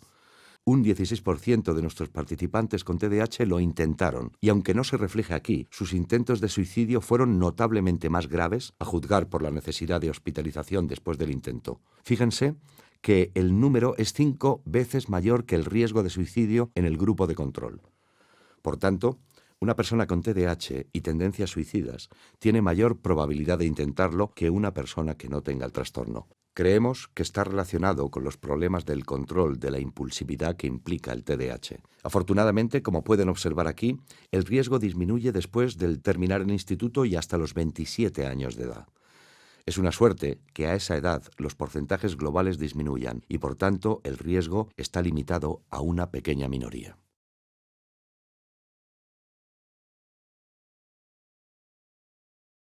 En esta diapositiva figuran los otros trastornos psiquiátricos que documentamos en este estudio. Encontramos, por ejemplo, en los pacientes a los que realizamos el seguimiento hasta la edad adulta, un aumento de trastornos de ansiedad. Este factor de riesgo estaba claramente asociado, como pueden observar aquí, con la persistencia o no del TDAH. En el grupo de TDAH no persistente, el riesgo de trastorno de ansiedad no fue mayor que en el grupo de control. A nivel global, lo que sugiere es que cuanto más tiempo persiste el TDAH, entrada en la edad adulta, es mayor la probabilidad de desarrollar también un trastorno de ansiedad. Muchos estudios han documentado la relación del TDAH con el riesgo de desarrollar un trastorno de drogodependencia por consumo o por abuso de sustancias durante la adolescencia o en la edad adulta. Este riesgo se ve claramente aquí, en el estudio Milwaukee. La probabilidad de desarrollar otro trastorno de este tipo fue 3 veces mayor para las personas con TDAH persistente que para el grupo de control.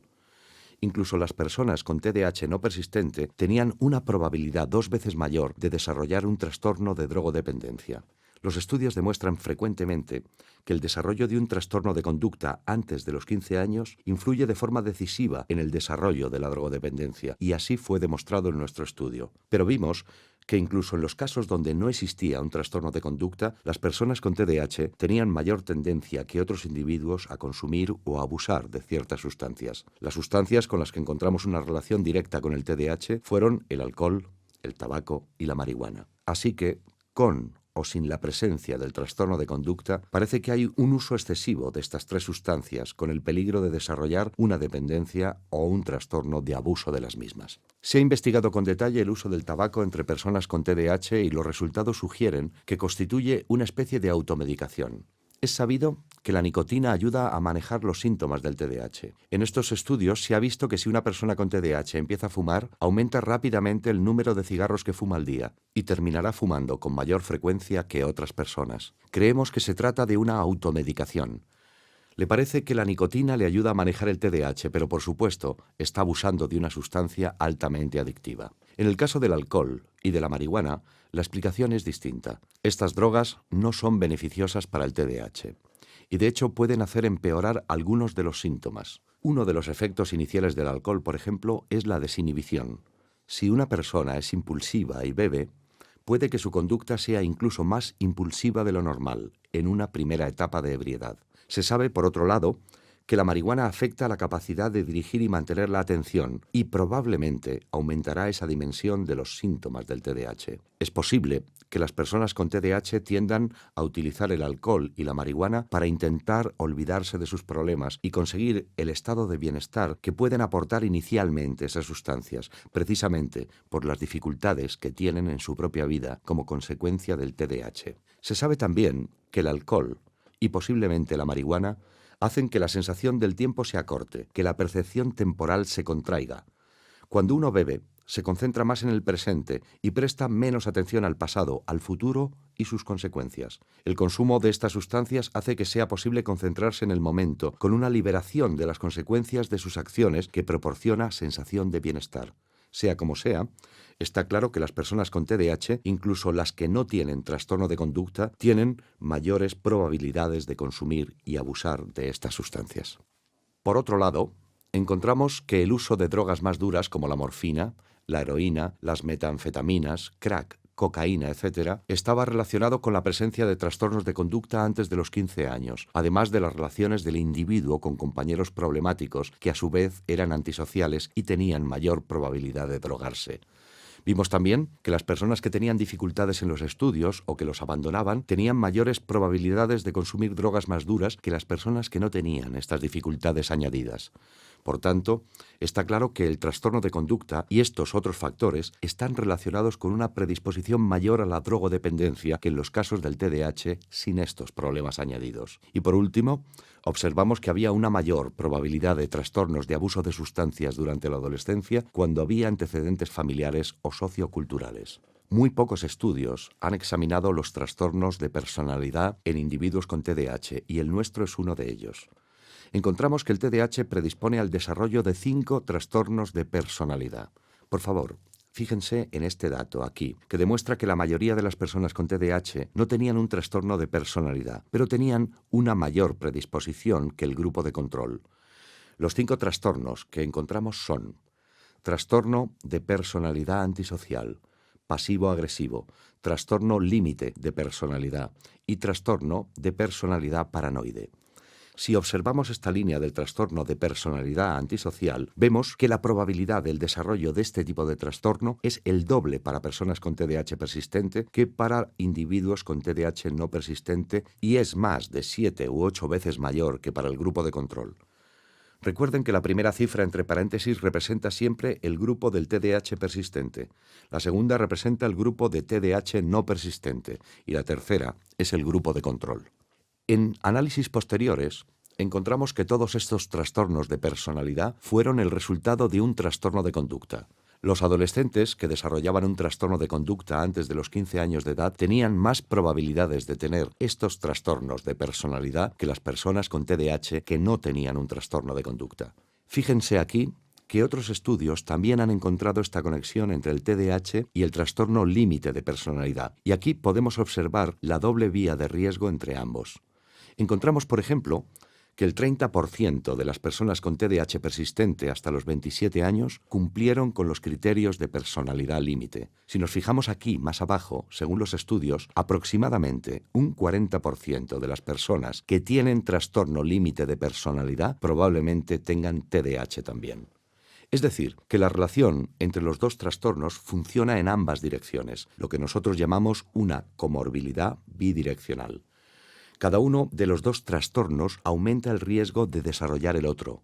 Fíjense aquí en un estudio de mujeres con trastorno límite de personalidad. Al menos un 41% de las participantes también tenía TDAH. Los resultados de este estudio coinciden con las del otro.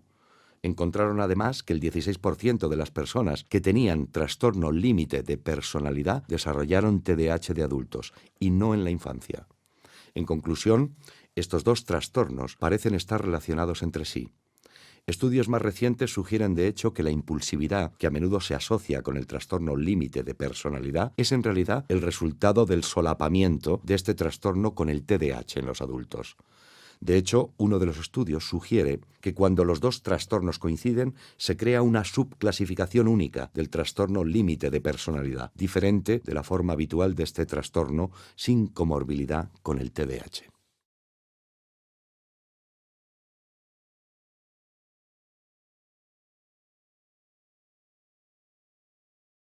En esta próxima diapositiva pueden observar el porcentaje de los participantes en nuestro estudio de seguimiento que al llegar a los 27 años ya habían participado en varias actividades antisociales. Les podría mostrar un gráfico con la frecuencia de estas actividades antisociales, pero sería notablemente alta. Lo que quiero decir con esto es que las personas con TDAH tienen mayor probabilidad que las personas del grupo de control de participar en distintas actividades antisociales como las que figuran al pie de este gráfico. De nuevo, vemos individuos con TDAH persistente, representados por la barra negra, y aquí vemos la frecuencia de robos cometidos. Las personas con TDAH persistente tenían mayor probabilidad de participar en este tipo de actividad que las personas con TDAH no persistente, pero la frecuencia de participación de estas últimas también era mayor que las del grupo de control. Así que el TDAH persistente conlleva mayor riesgo para conductas antisociales a lo largo de la vida, pero incluso en las personas que a los 27 años ya no tenían TDAH, el riesgo sigue siendo mayor que para los participantes en el grupo de control. La frecuencia de detenciones y encarcelación, por lo menos una vez antes de llegar a los 27 años, figura en las últimas dos barras del gráfico, por si tienen curiosidad por conocer estos datos. Aquí también vemos que la frecuencia es mayor para las personas con TDAH persistente que para las personas con TDAH no persistente, y que estos últimos tienen mayor riesgo que el grupo de control. En el estudio Milwaukee, seguimos nuestro análisis de estos datos para examinar la relación entre estas actividades delictivas. Puede parecer que había de 10 a 12 actividades antisociales distintas representadas en nuestro estudio, pero si analizamos los factores, se reducen a tres áreas básicas de actividades antisociales. Una es la delincuencia depredadora, es decir, atacar a otros individuos, pelearse con ellos, robarles, llevar y utilizar un arma, provocar enfrentamientos, etc. Nuestros análisis mostraron que este tipo de actos delictivos estaban relacionados al 100% con el trastorno de conducta y no con el TDAH. El grado de severidad del TDAH no figuraba como factor de pronóstico para este tipo de acto delictivo. Lo mismo ocurrió con el área que llamamos acto delictivo autosuficiente. Este tipo de acto se asocia con la fuga de casa del adolescente o del joven adulto. Al no poder cuidarse, el individuo roba o se prostituye e intenta mantenerse a través de estas actividades antisociales. Aquí también encontramos que el pronóstico para este tipo de conducta estaba relacionado solo con el trastorno de conducta y el grado de severidad del TDAH no tenía que ver. Y para concluir, observamos lo que ya habíamos visto en una diapositiva previa sobre los trastornos de consumo y abuso de sustancias. El TDAH sí está relacionado con el área de delincuencia que se conoce como actividades relacionadas con la droga.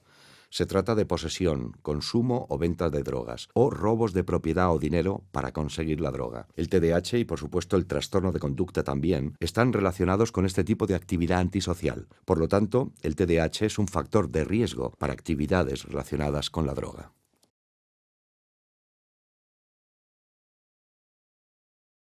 En esta diapositiva vemos el resultado de un estudio que coincidió con mi propia investigación y que tiene que ver con el impacto económico de estas actividades antisociales en la comunidad. El estudio calcula el coste que le supone a los servicios de salud mental, educación especial, justicia de menores y otros organismos relacionados con la delincuencia el atender a adolescentes con TDAH a lo largo de 6 años, en comparación con jóvenes sin TDAH. Podemos observar que cada adolescente con TDAH le cuesta a su comunidad unos $40.000 en comparación con el coste para la comunidad de un adolescente sin TDAH. Por tanto, el TDAH duplica los costes para la sociedad en cuanto a servicios de justicia de menores, actividades antisociales y, como vemos aquí, de servicios de salud mental y educación especial. Los resultados de mi estudio son muy parecidos. Fíjense que este coste de $40.000 en servicios sociales por adolescente con TDAH casi se duplica en el caso de los adolescentes con TDAH que desarrollan un trastorno de conducta. Por tanto, el TDAH es un trastorno que resulta muy caro para la sociedad y el TDAH con trastorno de conducta es 2 veces más caro.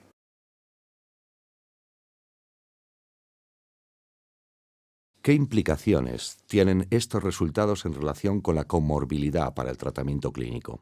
Lo primero es que los casos complejos o comórbidos van a necesitar evaluaciones más exhaustivas y con toda probabilidad van a exigir tratamiento por parte de los especialistas de salud mental en la psicología clínica y psiquiátrica, además de los servicios que pueden aportar el médico de cabecera y los educadores dentro del sistema académico. Por tanto, cuando exista un segundo o tercer trastorno comórbido con el TDAH, recomendamos encarecidamente que los médicos de atención primaria consulten con especialistas de salud mental para evaluarlos y tratarlos.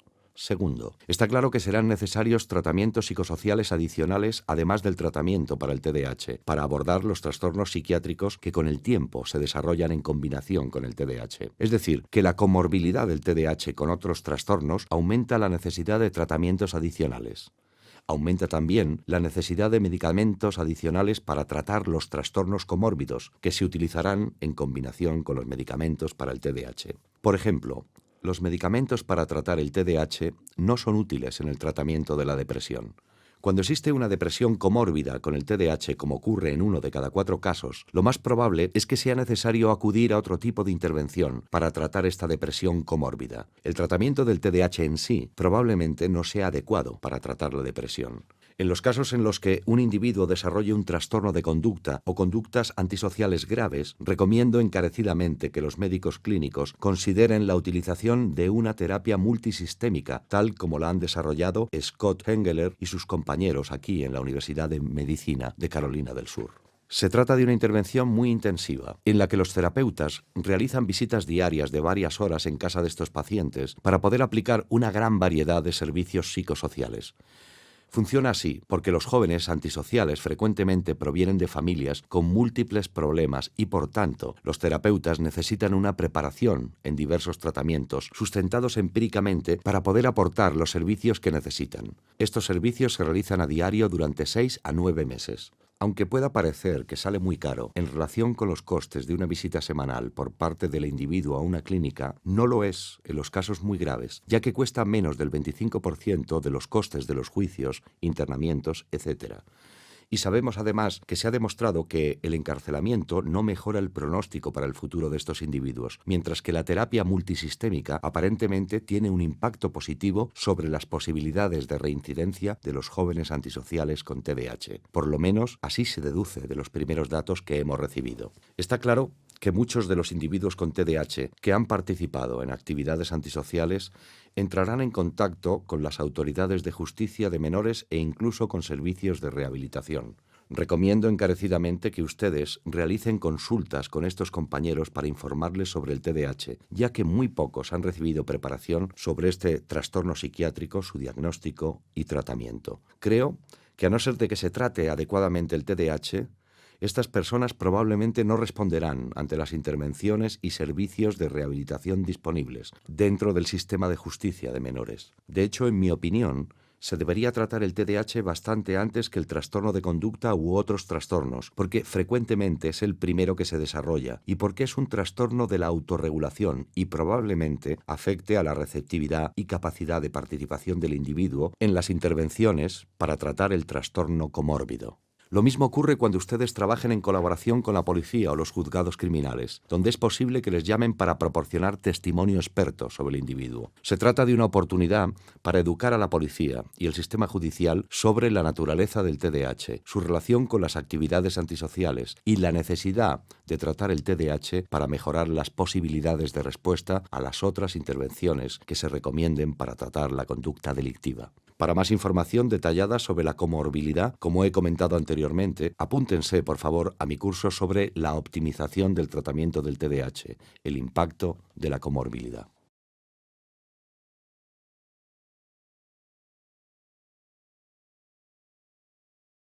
Algunos estudios longitudinales, como el mío, y los que se han realizado en Canadá y en otros países, han seguido los resultados sociales de personas con TDAH. Como pueden observar en esta diapositiva, los problemas documentados en la infancia, que vimos en la primera parte de mi curso, sobre los resultados de los factores de riesgo del TDAH en la infancia, continúan en la adolescencia y en la edad adulta. Hemos encontrado también que cuando estos individuos se casan, el grado de satisfacción con su matrimonio es menor que para las personas sin TDAH. Puede que exista una relación entre el TDAH y los conflictos con la pareja, o incluso violencia en la pareja, especialmente cuando existe un trastorno de conducta comórbido con el TDAH. TDAH. Mis propios estudios indican que personas con TDAH pueden tener hijos a una edad más joven.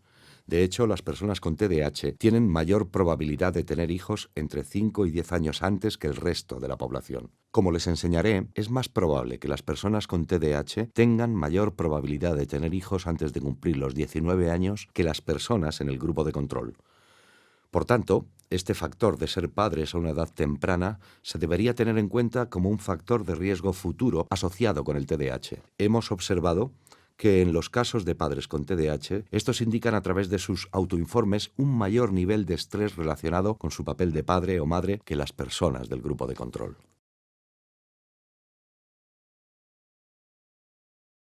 Como demuestra esta diapositiva, el TDAH predispone al individuo a distintas opciones de estilo de vida.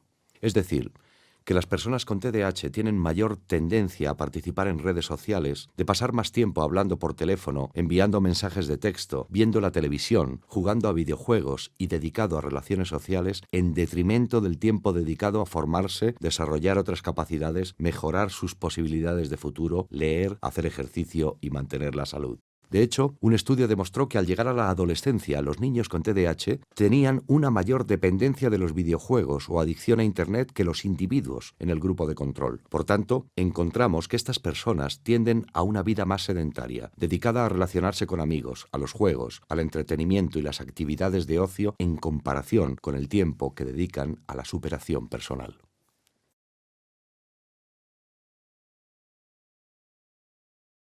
El estudio de Milwaukee encontró también que a los 27 años las personas con TDAH tenían mayores dificultades para administrar su dinero que el grupo de control. Aquí de nuevo tenemos nuestros tres grupos: TDAH persistente, TDAH no persistente y el grupo de control de la comunidad.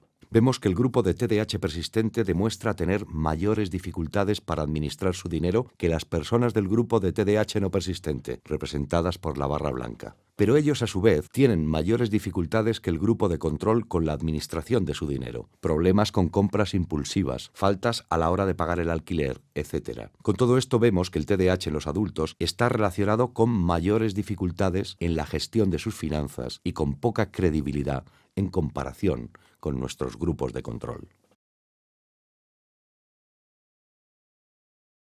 Como comenté anteriormente, el TDAH está asociado con un mayor riesgo de embarazo en la adolescencia, pero también se ha visto que está relacionado con un estilo de vida que incluye actividades sexuales de riesgo. El estudio de Milwaukee y otros estudios no han documentado un aumento de trastornos sexuales en asociación con el TDAH, pero sí con un estilo de vida más arriesgado. En nuestro estudio, por ejemplo, los adolescentes con TDAH iniciaron su actividad sexual, es decir, el coito, un año antes que los del grupo de control. La probabilidad de un inicio más temprano aumentó en los adolescentes con TDAH y trastorno de conducta. Encontramos también en los seguimientos de 21 a 27 años que tenían un número mayor de parejas sexuales que en el grupo de control. Fíjense que en esta primera etapa de actividad sexual temprana, el número de parejas sexuales fue casi 3 veces, o por lo menos 2,5 veces mayor que para el grupo de control. A los 27 años, el 60% había tenido un mínimo de 4 parejas sexuales, mientras que un 28% del grupo de control tenía el mismo número de parejas. Vimos también que las personas con TDAH habían tenido un mayor número de parejas durante el año anterior, en comparación con el grupo de control, pero pasaron menos tiempo con cada pareja, probablemente porque las relaciones duraban menos. Encontramos que tuvieron un mayor número de encuentros sexuales con parejas ocasionales, incluso fuera de las relaciones de pareja, que nos indicaron que probablemente utilizaban menos métodos anticonceptivos y, por tanto, tenían mayores probabilidades de embarazos durante la adolescencia. De hecho, había más casos de embarazos adolescentes en chicas con TDAH que cuando se trataba de chicos con el trastorno. Por lo general vimos en nuestro estudio que casi un 40% de los participantes con TDAH habían dejado embarazada a su pareja y la proporción era de 8 a 10 veces mayor que la proporción en el grupo de control. Por tanto, se ha demostrado que el TDAH es uno de los factores de pronóstico en relación con los embarazos en adolescentes. Desde luego, el trastorno de conducta también es un factor que pronostica el embarazo adolescente, pero cada trastorno es un factor independiente de riesgo para la paternidad o maternidad temprana. Aquí vemos el número de nacimientos en el grupo de TDAH a los 21 años, 37 en comparación con un único nacimiento a esa edad en el grupo de control. Como es evidente, la diferencia entre las dos cifras y el pronóstico de tener un hijo a una edad muy joven es notable.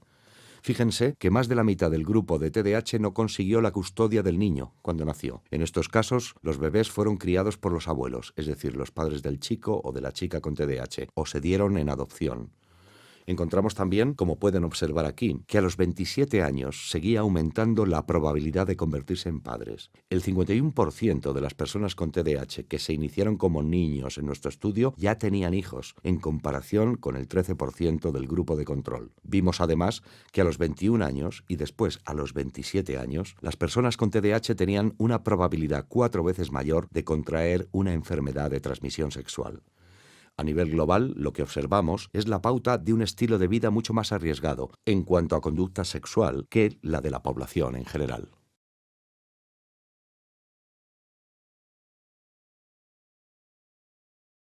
¿Cuáles son las implicaciones de este estilo de vida en cuanto a cuidados clínicos? Lo primero, de nuevo, es que es necesario informar a los padres sobre estos riesgos cuando sus hijos se acercan a la edad del inicio de la actividad sexual. Los profesionales de los cuidados primarios, como los pediatras y médicos de familia, también necesitan informarse sobre estos riesgos para poder pasar esta información a sus pacientes. Puede haber la necesidad, además, de solicitar la participación de los servicios sociales, especialmente en el caso de embarazo adolescente o casos de madres solteras adolescentes. Y existe la necesidad, por supuesto, de asesorar a los padres y a los médicos sobre los riesgos asociados a las enfermedades de transmisión sexual. Recomendamos que los padres de adolescentes con TDAH ejerzan una mayor supervisión sobre sus hijos, especialmente cuando empiezan a salir con chicos o chicas. De hecho, recomendamos que intenten retrasar el inicio de estas citas en el caso de adolescentes con TDAH y sustituirlos con lo que llamamos salidas en grupo, en las que un grupo de amigos quedan para ir todos juntos al cine o a casa de uno de ellos, en vez de salir en pareja. Así que es buena idea aplazar el inicio de salidas en pareja, fomentar las salidas en grupo y ejercer una mayor supervisión. Por supuesto, otra manera de abordar el tema del sexo, los anticonceptivos y los riesgos de una actividad sexual no protegida es educar a los adolescentes, pero en nuestra opinión, la educación por sí sola tiene poca probabilidad de disminuir estos riesgos, porque están relacionados aparentemente con el factor de la impulsividad en el TDAH. Por tanto, puede que los padres necesiten educar a sus hijos sobre los anticonceptivos a una edad más temprana para disminuir estos riesgos. Es posible que el uso de medicamentos para tratar el TDAH durante la adolescencia pueda reducir la conducta impulsiva y aumentar la autorregulación de estos chicos, aunque hasta ahora no existan estudios sobre este tema. Pero si fuera así, podría incidir sobre una reducción del riesgo de estas consecuencias adversas de la actividad sexual. De momento está sin comprobar, al no existir estudios sobre el efecto de la medicación en esta área de las principales actividades diarias. Ahora, para concluir, recomiendo a las personas que tienen hijos con TDAH que cuando lleguen a la adolescencia se les vacune contra el virus de papiloma humano, VPH. En la actualidad, existe vacuna tanto para los chicos como para las chicas. El motivo de esta recomendación es que las personas con TDAH probablemente tendrán un número mayor de parejas sexuales a lo largo de su vida. Es sabido que el número de parejas sexuales está relacionado con el riesgo para las mujeres de desarrollar un cáncer de cuello de útero. Sabiendo que las personas con TDAH tienen riesgo de tener un mayor número de parejas sexuales a lo largo de su actividad sexual, parece recomendable una temprana inmunización contra el VPH asociado con el cáncer de cuello de útero.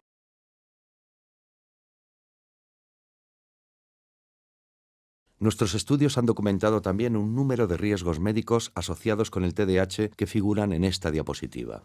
El riesgo de lesiones por accidente, que se ha demostrado que tienen los niños con TDAH, sigue hasta la edad adulta, así como el probable riesgo de ingreso en los servicios de urgencias, las hospitalizaciones más frecuentes y los accidentes de tráfico que ya hemos comentado. Existe también el riesgo de un mayor número de problemas dentales por motivo de los malos hábitos y falta de cuidados preventivos que comenté en mi curso sobre factores de riesgo del TDAH en la infancia. Encontramos además que los adultos con TDAH tienen más bajas médicas y pensiones por accidentes en comparación con el grupo de control.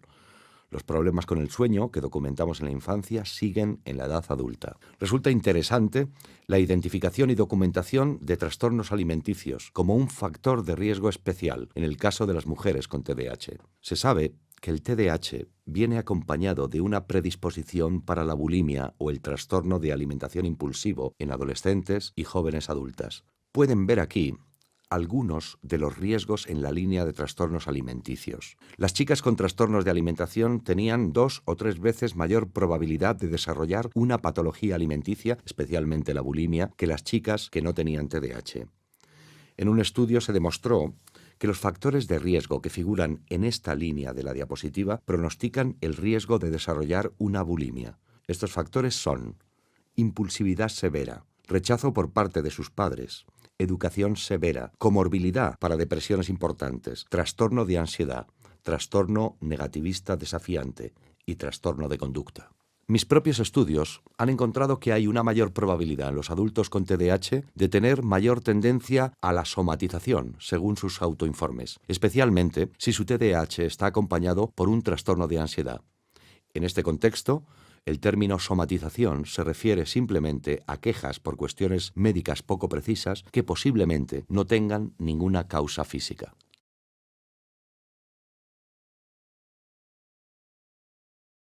Hemos encontrado, además, que las personas con TDAH, como comenté anteriormente, tienen mayor probabilidad que otros individuos de fumar, abusar del alcohol y otras sustancias. La mayor predisposición al consumo de drogas constituye otro factor de riesgo para las enfermedades cardiovasculares. De hecho, el estudio longitudinal de Milwaukee es el único estudio que yo sepa que examinó los niveles de lípidos en sangre y los riesgos para desarrollar enfermedades coronarias en el futuro.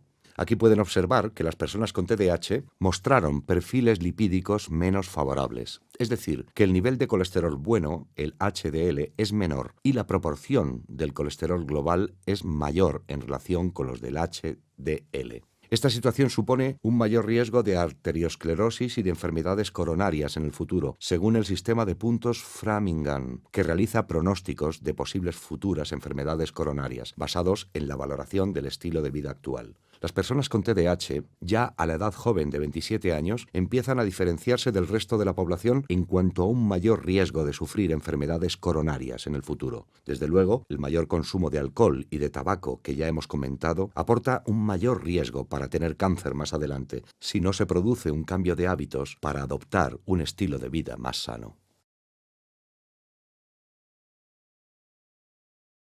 A nivel global, todo esto significa que el TDAH puede acortar la vida del individuo si no se inicia el tratamiento lo antes posible, manteniéndolo en el tiempo mientras el trastorno y las disfunciones que produce estén presentes. Si juntamos todas las consecuencias que ya hemos comentado, se podría afirmar que el TDAH puede significar una menor longevidad para el individuo.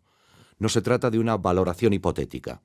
Ya se han realizado estudios que demuestran que los niños con trastornos externalizantes que incluyen el TDAH, como observamos aquí en la última línea, tienen una probabilidad 3 veces mayor que el resto de la población de morir antes de los 46 años. Vemos que el grado de severidad de los trastornos externalizantes influyen sobre el aumento de estos riesgos. Fíjense aquí, en la segunda línea, que los resultados del estudio realizado por Friedman, Collins y otros demuestran que la falta de concienciación en la infancia está asociada con la disminución de la esperanza de vida, es decir, con un mayor riesgo de muerte por cualquier causa.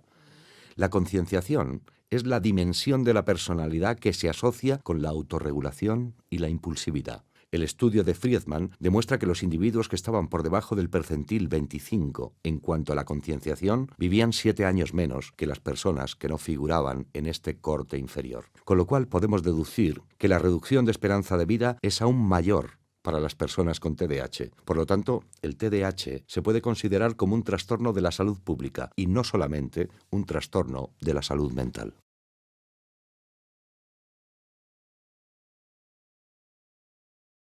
Estos factores de riesgo para la salud tienen numerosas implicaciones, pero no se han explorado todavía en ninguna investigación. Con los datos recogidos hasta la fecha podemos, sin embargo, ofrecer unas sugerencias basadas en el sentido común. La primera es, como siempre, informar sobre estos riesgos a nuestros compañeros de atención primaria, que están atendiendo a la gran mayoría de niños y adultos con TDAH. Es necesario educar también a las instituciones sanitarias locales, autonómicas e incluso nacionales sobre los riesgos asociados con el TDAH y las ventajas de la intervención temprana y prolongada a lo largo del ciclo vital. Tenemos que animar también a los mismos pacientes con TDAH y a sus familias para que hagan uso de los cuidados preventivos médicos y dentales, presten atención a su estilo de vida, adoptando hábitos más sanos y dediquen mayor tiempo a mantener una buena salud y reducir estos riesgos. Aconsejaríamos también que los individuos con TDAH reciban un apoyo mayor para manejarse en el posible consumo de sustancias tanto legales como ilegales. Se sabe que las personas con TDAH tienen una predisposición para el consumo del tabaco y que fuman más que otros individuos. Por tanto, probablemente tengan una mayor necesidad de programas para dejar de fumar. Hemos hablado anteriormente también sobre una mayor necesidad de programas para el tratamiento del alcoholismo y de la rehabilitación en el caso de trastornos de drogodependencia, a tener en cuenta los datos que indican que el TDAH es un factor de riesgo en ambos casos. Es necesario también hablar con los adolescentes y adultos jóvenes y con sus padres sobre los datos que tenemos actualmente que indican que este estilo de vida, si no lo cambian, posiblemente esté asociado con un mayor riesgo de enfermedades coronarias, cardiovasculares y cáncer al llegar a la mediana edad. Por tanto, hay que enfocar hacia esta población programas de nutrición, de abandono del tabaco y la bebida, así como de cuidados médicos y dentales preventivos, y animar a las personas con TDAH para que adopten hábitos más saludables para reducir estos riesgos. Repito que no hay estudios que hayan examinado estas recomendaciones para ver hasta qué punto pueden ser efectivas, pero los datos que tenemos hasta la fecha nos indican la necesidad de contemplar este tipo de intervención.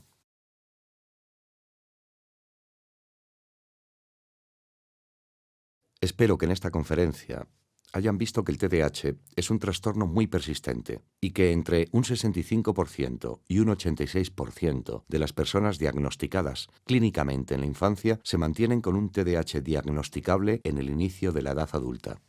Está documentado que algunos individuos pueden superar el TDAH. De hecho, en el estudio de Milwaukee vimos que entre un 14 y un 35% de las personas con TDAH o lo habían superado a los 27 años o habían experimentado una reducción de los síntomas, hasta situarse por debajo del umbral del diagnóstico. En la mayoría de las personas con TDAH, sin embargo, el trastorno será persistente en la edad adulta. Les he demostrado también que el TDAH está asociado con numerosos riesgos en la infancia, la adolescencia y la edad adulta, y con disfunciones en un gran número de las principales actividades de la vida. De hecho, nuestros datos sugieren que, de los actuales trastornos psiquiátricos de tratamiento ambulatorio, el TDAH es uno de los más perjudiciales. Un mayor número de personas con este trastorno sufren dificultades en todas las áreas que hemos examinado y tienen disfunciones en un mayor número de áreas en comparación con otros pacientes ambulatorios que presentan trastorno de ansiedad, depresión, dificultades de aprendizaje y en relaciones con los otros, etc. No quiere decir que no existan trastornos que sean más perjudiciales, que por supuesto los hay, pero en comparación con los que se tratan en las clínicas ambulatorias, el TDAH es muy perjudicial. Afortunadamente, los resultados indican que actualmente el TDAH es uno de los trastornos más tratables, es decir, tenemos más opciones de tratamiento para este trastorno que las que probablemente estén disponibles para otros. Un mayor número de pacientes tienen probabilidad de responder a estas intervenciones y el grado de mejoría será probablemente mayor que en otros trastornos tratados en ambulatorios. Consideremos, por ejemplo, el tratamiento farmacológico para la ansiedad y la depresión. Los efectos de los medicamentos en los síntomas del TDAH son 2 o 3 veces mayores que los que se consiguen con los medicamentos para la ansiedad y la depresión. Se sabe también que un mayor porcentaje de pacientes, entre un 75 y un 90%, responden por lo menos a uno de los medicamentos comercializados actualmente para el tratamiento del TDAH. Por tanto, en el caso del TDAH existen un mayor número de tratamientos, sus beneficios son mayores y funcionan para un porcentaje mayor de la población en comparación con los resultados que podamos encontrar en el tratamiento de otros trastornos psiquiátricos. Por tanto, existen intervenciones que funcionan para el TDAH. El problema mayor que tenemos con el TDAH, tal como mencionó el ministro de Sanidad del gobierno estadounidense hace unos años, es que las intervenciones se inician tarde, no se mantienen durante el tiempo suficiente y en muchos casos puede ser que ni siquiera estén disponibles. Esto puede ser en el caso de zonas rurales en comparación con zonas urbanas, que suelen contar con mayores recursos para la población. Lo que quiero decir es que la desigualdad geográfica de los servicios disponibles para el tratamiento del TDAH constituye un problema. Hay tratamientos que funcionan, pero tenemos que asegurarnos de que lleguen a las personas que los necesitan. Se sabe, por ejemplo, que entre un 30 y un 40% de las personas que tienen TDAH en la infancia no llegan a estar diagnosticadas ni tratadas. Se sabe también que un 90% de los adultos con TDAH no están diagnosticados ni tratados específicamente para el trastorno. De hecho, solo un 25% están diagnosticados y tratados por algún tipo de trastorno. El mayor problema que tenemos actualmente en los Estados Unidos con el TDAH es el reconocimiento del trastorno y el acceso al tratamiento adecuado. Espero que ustedes hayan visto que el TDAH produce una franja bastante amplia de disfunciones o efectos adversos a lo largo de la vida del paciente y en un mayor número de áreas de las principales actividades de la vida diaria en comparación con otros trastornos tratados en ambulatorios. Espero que hayan aprendido algo de este curso sobre los riesgos que presenta el TDAH y que hayan llegado a comprender que el TDAH no es simplemente un trastorno de la salud mental, sino también un trastorno de la salud pública.